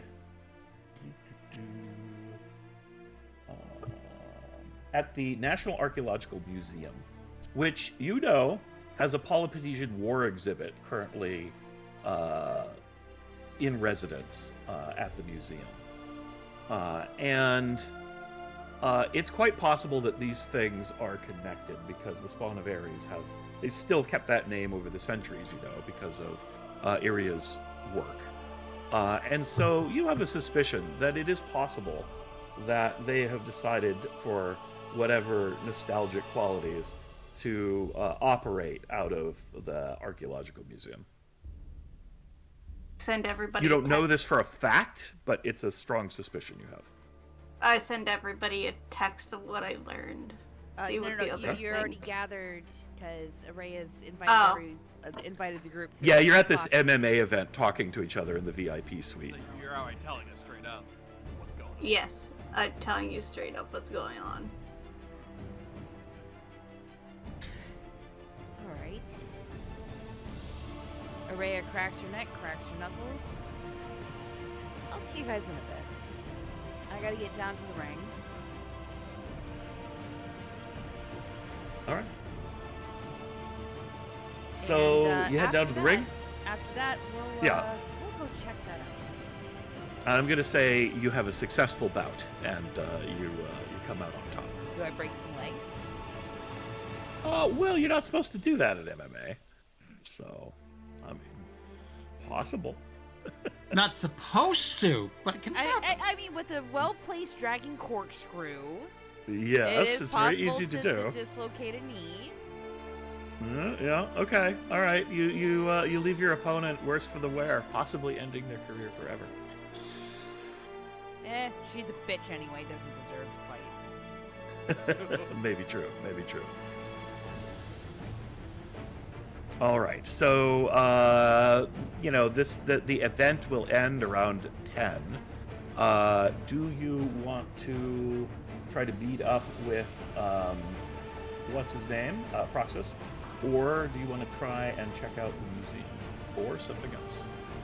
Well, we can go see a Proxus first and then head to the museum because if they're operating out of the museum, it's highly likely they're holed up in there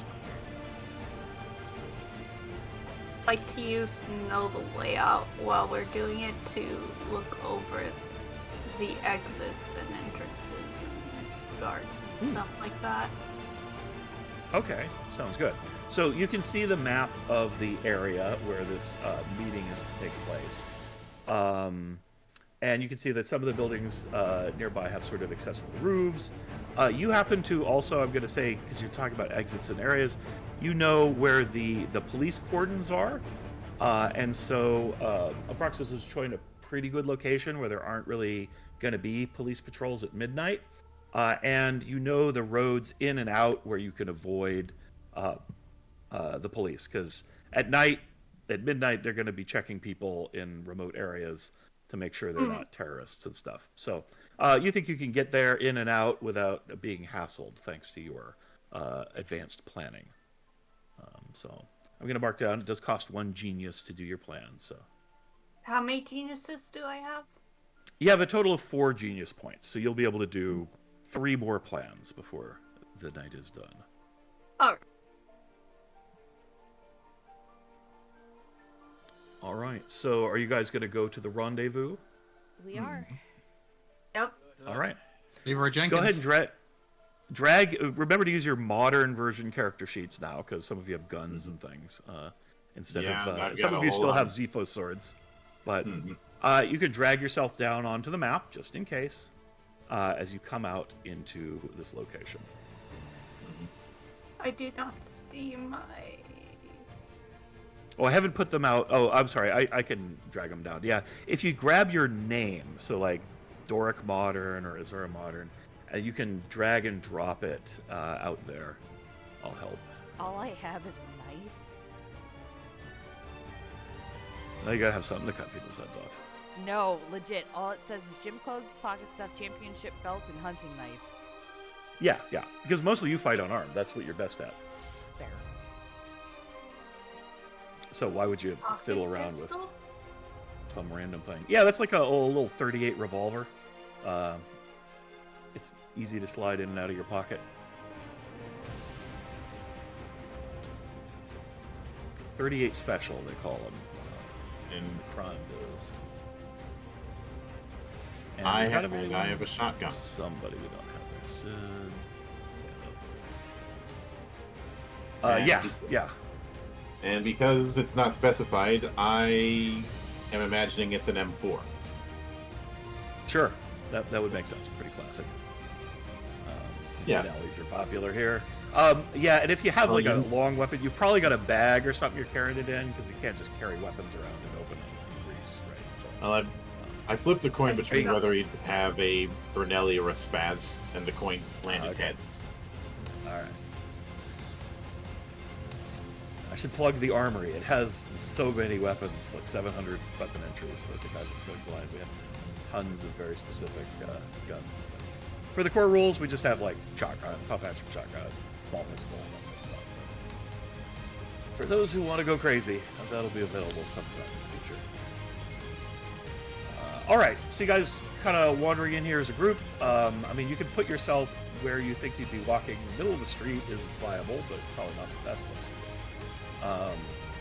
As you come in here, everybody can give me a perception check. And if you roll 15 or above, you might see something interesting. Right?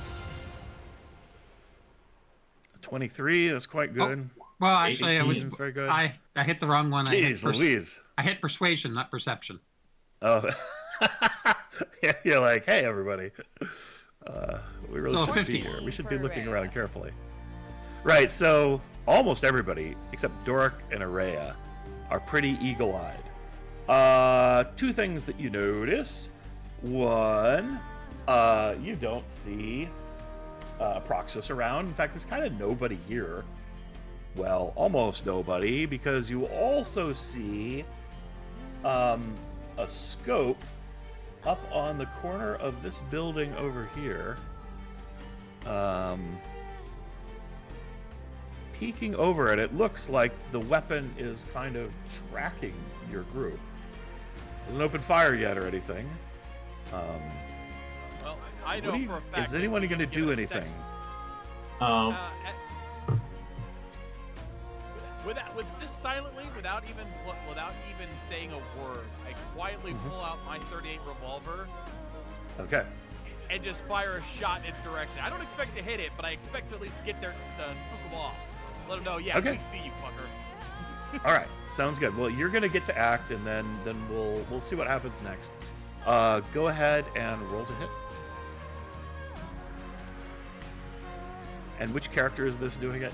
Memphis, 17. Memphis. Okay. Yeah. 'Cause I can't see the display, so I don't know exactly who's talking.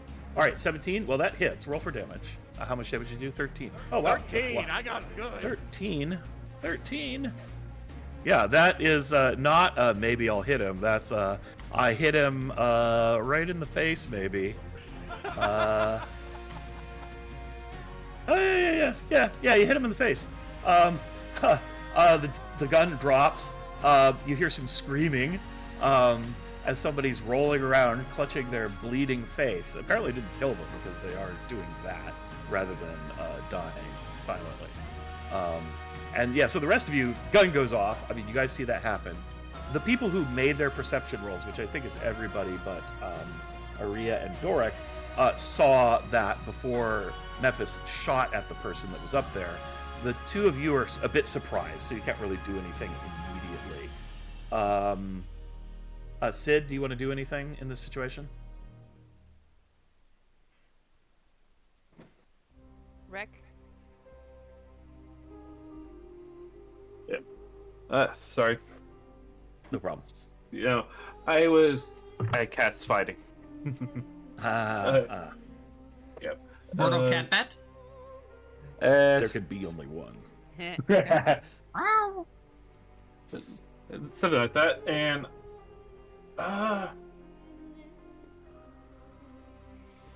upon seeing that, he's just going. He is going. Sig's just honestly. He's going to have.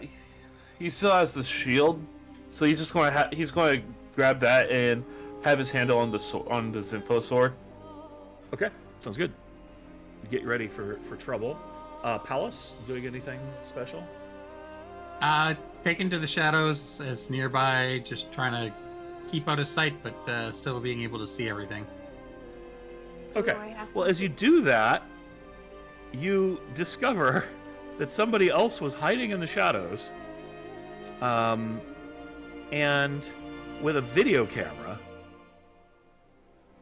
behind this dumpster thing here. Doesn't have a gun. Has a video camera in this case. I don't think he needs that video camera anymore. I take it and I try and sneak it off of him with sleight of hand. Okay, go ahead and make a sleight of hand check. They'll make athletics to try and hold on to the thing. Ah! Oh, yeah, I rolled well, but you rolled better. So, yeah, there's a little tug of war for a moment, but then you twist and pull the camera away. Oh, and I accidentally drop it and step on it a few times. Oh, all right. Yeah, you throw it on the ground and crush it. Of course, we hear The crunch guy all over. who's suspiciously in black pajamas with a kind of like, a ski hoodie,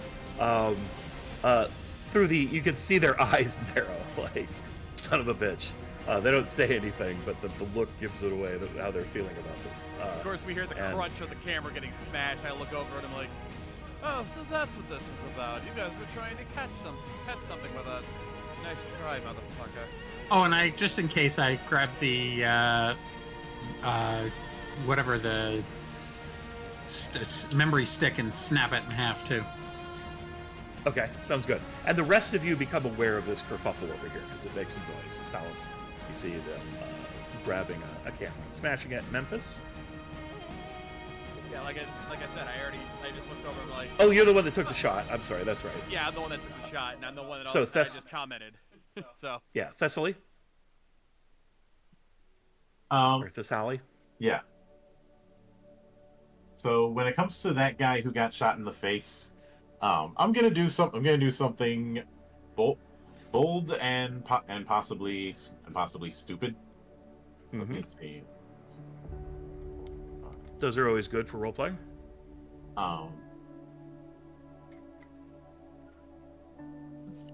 1, 2, 3, 4, 5. Oh, and to the pajama-wearing guy, I say to him, maybe you should consider a new line of work. I think I'll move it up here. And right as things are about to escalate, everybody hears me yell, "Grenade!" as I throw a stun grenade up at him. Oh, okay, great. Jesus. All right, so let's get it. And it does do a little bit of damage, doesn't it? Stun grenade does It'll not stay do on the damage, machine. but they have to. Oh, okay. It doesn't do damage, but they have to. They're gonna make a Yeah. saving throw. I believe it's Yeah, that's- Constitution. Yep. DC is 13. 17. So that succeeds. Before even that, I still got to roll to hit, and that's a. Oh, well, yeah. You only need a 5, but go ahead. Yeah. So you hit. Yeah. So. And if they happen So to it be lands immortal, right up there. if they happen to be immortal, then it stuns them just as they are waking up. Yeah, no, that guy's screaming in pain. If he's immortal, it's hard to say, but now he's screaming in pain, and fortunately, he had already like grabbed his face and has his eyes closed, so the flash didn't get him. But certainly his hearing is not doing great right at the moment. Yeah. So that's not gonna. It's not enough to affect his to affect any of his rolls. I don't think. That's right. Yeah, he's not stunned. He's not happy, but he's not stunned. So. Well, here's where the fun part comes in. Grenadier. Mm-hmm. Oh, okay. So you're throwing another one? Yep. All right. Let's. 14. Well, you definitely hit. He's good on the saving throws, though. The guy, yeah. It's quite a light show. Huge, super bright light lights up the whole area, right? Like day to night for a second there. With the second like I roll, said, I want to look around and see if anyone else is hiding, since now the area is illuminated. Yeah, and there's probably going to be more people with cameras, so. Yeah. Well, hold on. We'll when your turn comes around, you can make that reaction. I'm gonna go to Dorek. Is there anything you want to do at this point? Now you can kind of see the chaos. Can I? How do I use these things on the side to pin? Oh, just click down on the play map and just hold down the mouse button until the circle pops. Like right that? Yeah. Okay, can I go down here? Yeah, absolutely. Or is that too far? Okay. Yeah, you can move up to 6 squares during your turn. Okay. I peek down to see if anybody's in the alleyway.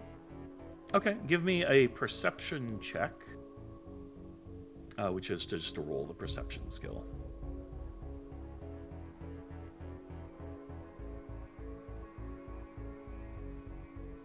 You do not see anybody else down that alley or around the other building over there.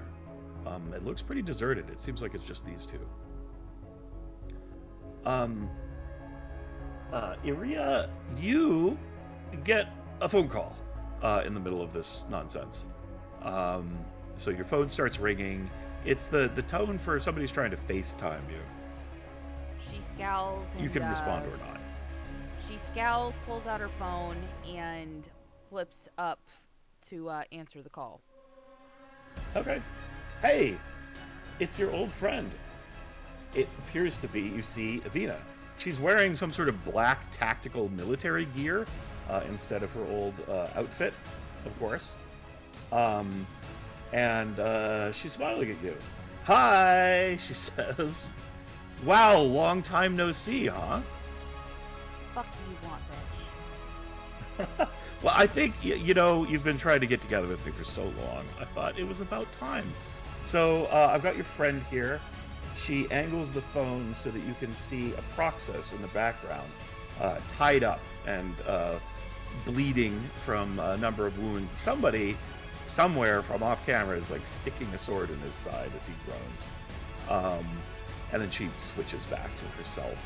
I thought maybe we could get together and settle things once and for all. What do you think? Perfectly fine by me. Oh, that's great. Well, once you're done dealing with my little friends there, come on down to the National Museum. We're in the Phoenician exhibit, as a little reminder of the time I killed you all. And, we can finish things up. It'll be great. Bye.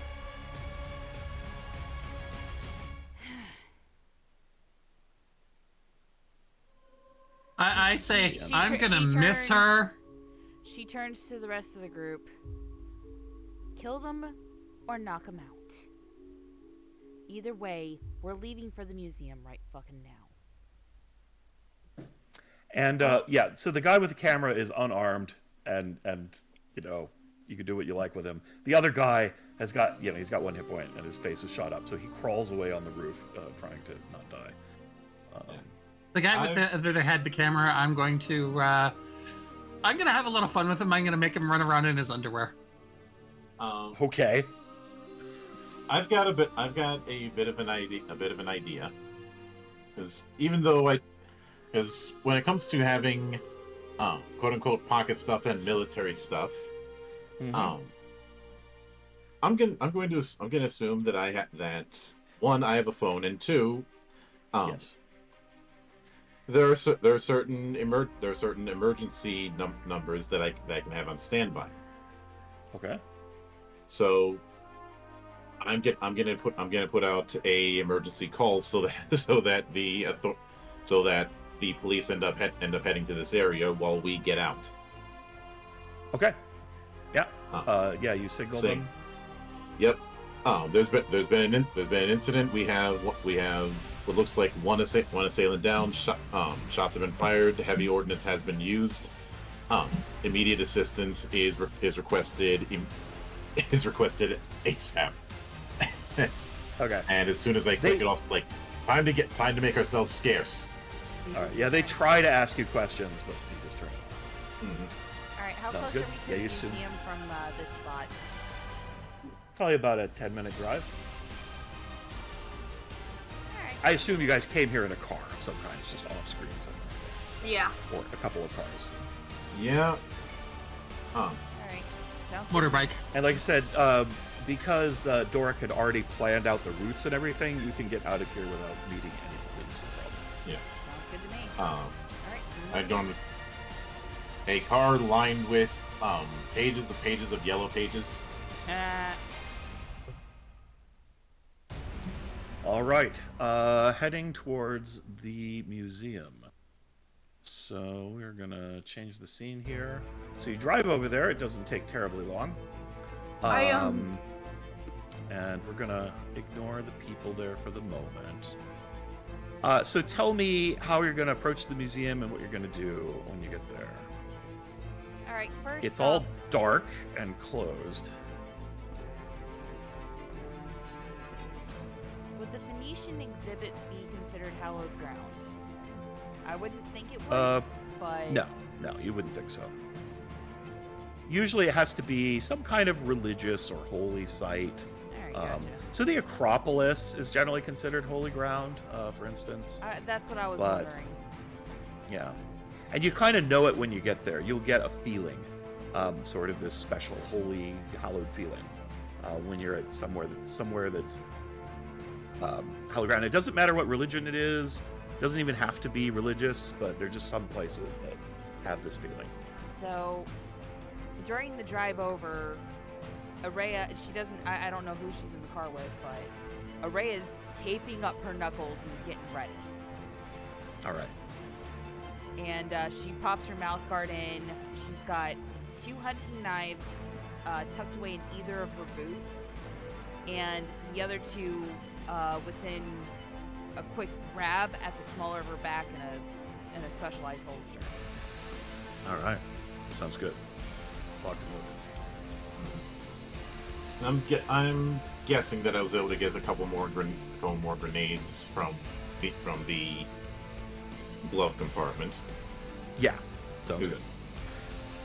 The car. Yeah, on an the everyday hero. You outside have a looks- car. You have stuff. So Yeah.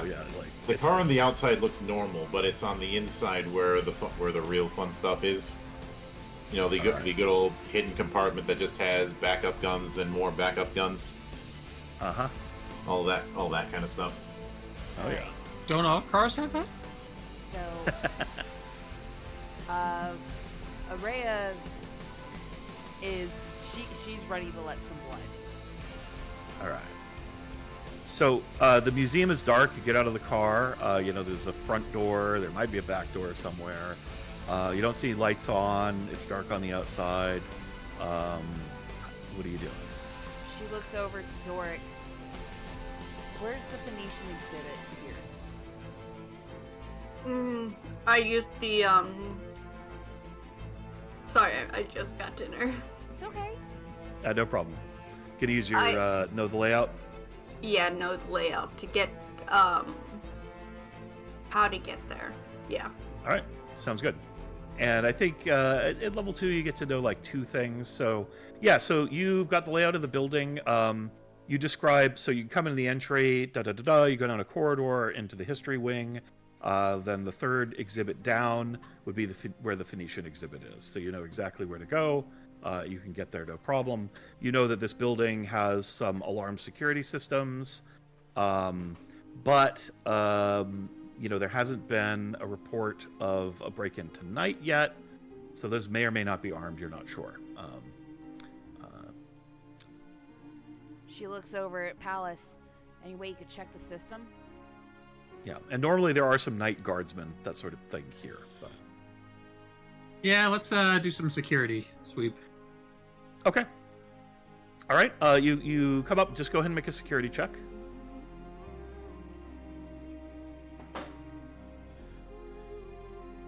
$13. So yeah, you can see that it looks like the windows have break alarms if you break the windows, and also there's an alarm system on the doors. You kind of peer in through the window. Give me a perception check real quick.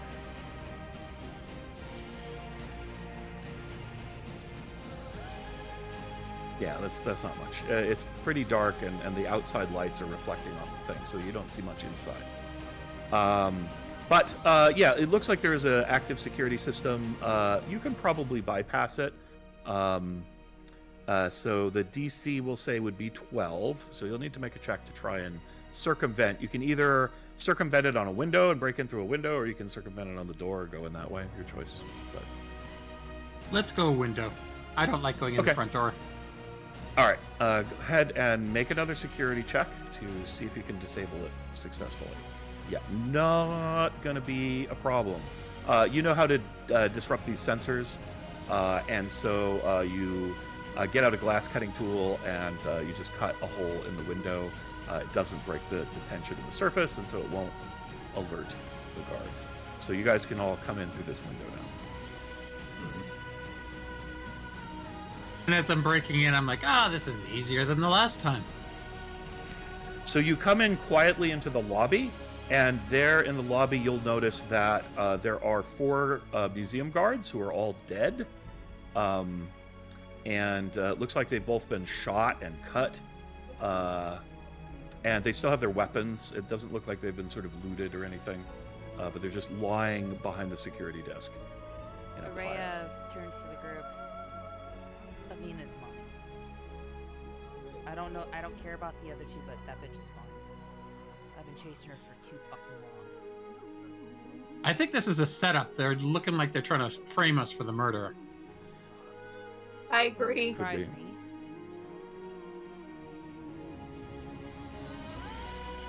All right. Anything special as you head towards the Phoenician exhibit? Hold on a second.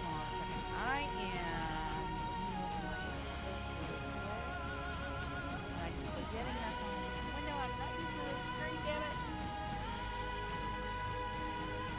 Damn it. I trying to figure out where the security room is, and I head there to see if I can figure out where they are based on the cams. Oh, okay. Give me a security check. Doric knows exactly where it is, so that's no problem. So you head over there. Oh dear. I do not do a good job. Yeah, it looks like they've locked this. The system's been locked down, so you need some kind of password to get into it. Somebody wants to do a computer hacking check. You could try to break through that. I got a high computer hacking check. Let me just. Okay, you want to give it a shot? You need 13 or better to break this system. Yeah. I think they broke in. It's child's play, right? Yeah, just it's on the sticky note over here. So No, I know this. This is a Unix system. right. Hack the root. Okay, so you're into the security system, and you look through the cameras, and sure enough, yeah, there are cameras around. And hey, give me. Everybody can make a perception check. You're definitely going to see into the Phoenician exhibit. There's a lot of stuff on the walls. You see. Hey! I see nothing. Okay, so the I night see scene. None of this, Araya. Oh yeah, well. Fine. Okay. Okay. Well, anybody can see that in the Phoenician exhibit, there are 3 people in, looks like, combat armor kind of stuff. Very black paramilitary. You see Dora, she's standing around. They've got old friend Aproxis kind of kneeling and hogtied on the floor in front of her. And she's got a sword, and she's just sort of casually stabbing him to keep him from fully healing, probably, so that he's in kind of a stupor. The other 2 are kind of braced in cover behind some exhibits with machine guns. Or not machine guns, but like combat rifle type things, AR-15s. And they're all sort of like pointed at this one entrance to the room. Doesn't look like there's a lot of great ways to get in there. Sid, you see on another monitor that the hallway leading up to the exhibit, there is what looks like a claymore mine sitting just inside of an archway on the way there. That's not something that should be in a museum. Son of a bitch! They really want us dead if they're willing to booby trap the entrance that way. Yeah, they got guys. They got claymores on the archway leading to the room. Well, there's always a way to trigger a booby trap without actually having our bodies for dead. Yep. Yeah, but who's the biggest boob that we have to activate that? Well, I was gonna say, Doric, you know this museum well. There's a lot of ways to get places. So if you just take a little less direct route, you don't have to go through there. I pipe up and say, I may be being the vulture of the group, but there's some dead guards here whose bodies would make some great trap triggers. I mean, we could go this way. It's a little longer, but it'll be to us not triggering them. And I reiterate, well, if we do trigger them with the guards' bodies, they're going to come out assuming that we got caught by them, and we can trap them instead.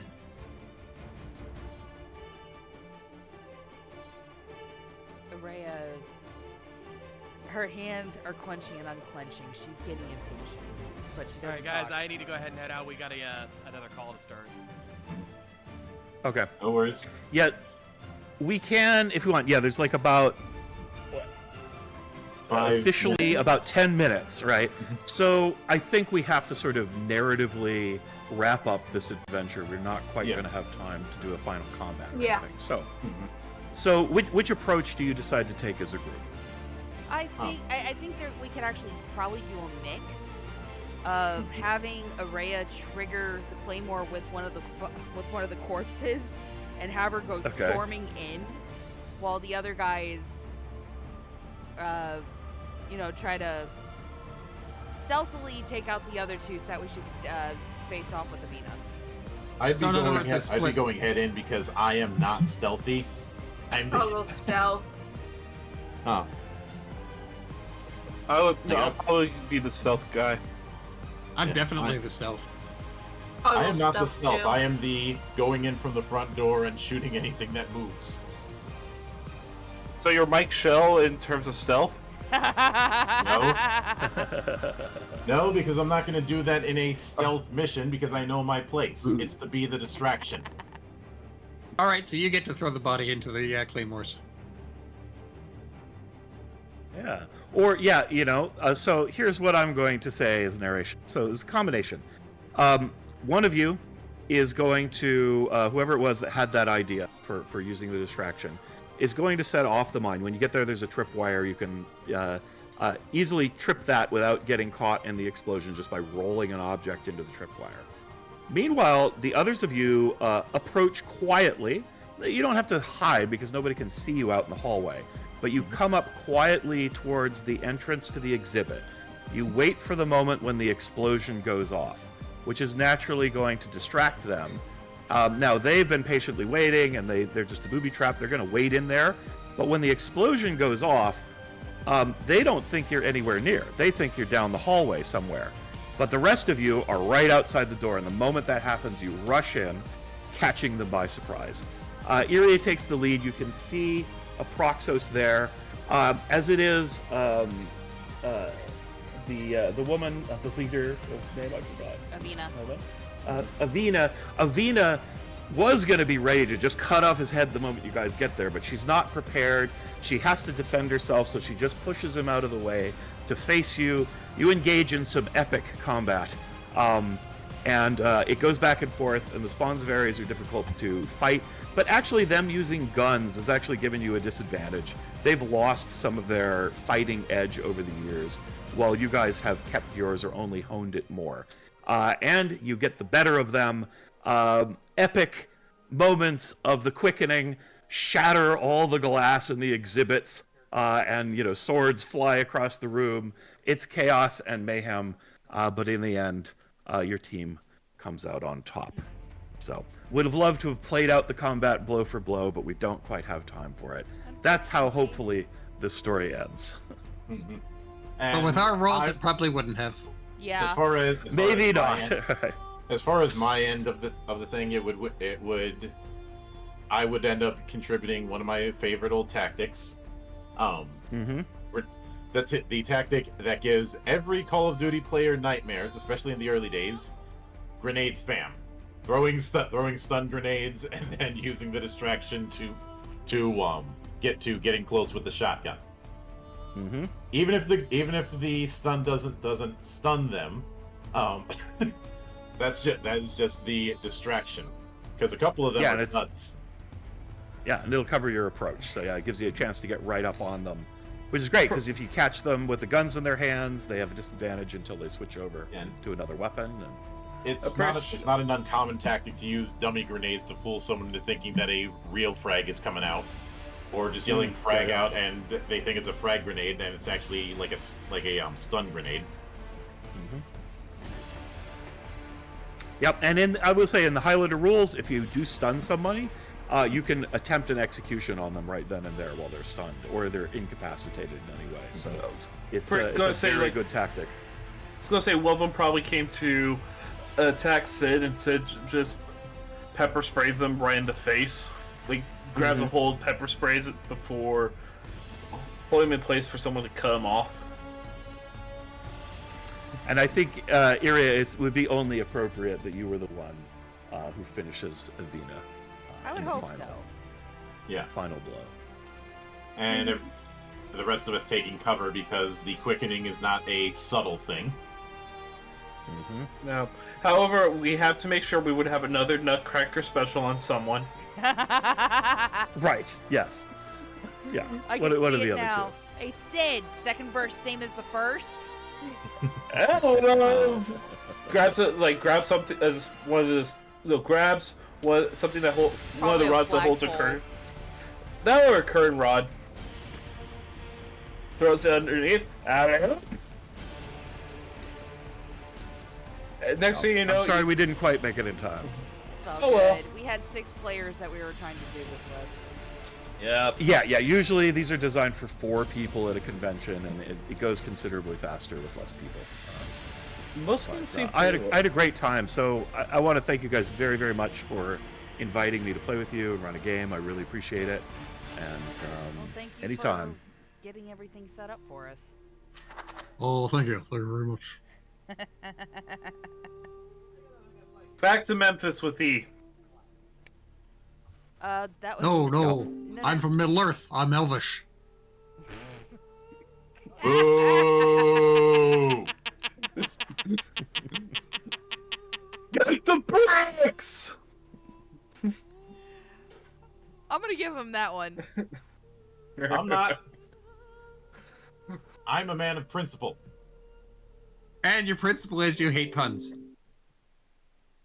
My principle is you deserve an appropriate punishment. I've already been sent to the penitentiary for hit and pun. I was, I was in the peninsula in Pennsylvania. See the shit I have to deal with every day.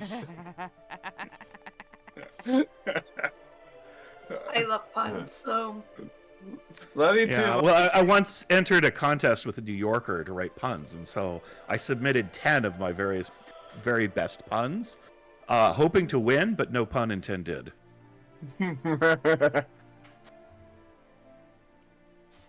With that said, we will wrap it up there. This time next week, we will finally, at long last, after a lengthy holiday break, begin the Ogre Gate campaign, the 87 Killers of Feng Shui. And of course, I've got plenty of stuff coming down the pipe tomorrow, including a brand new collab, and talking about something that I've been hinting at for the last year.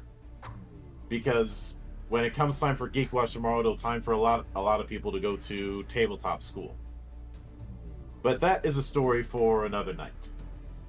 So until then, on behalf of the good brothers present and not present, my name is Mildra. I am your gaming monk. Stay fucking frosty, everybody.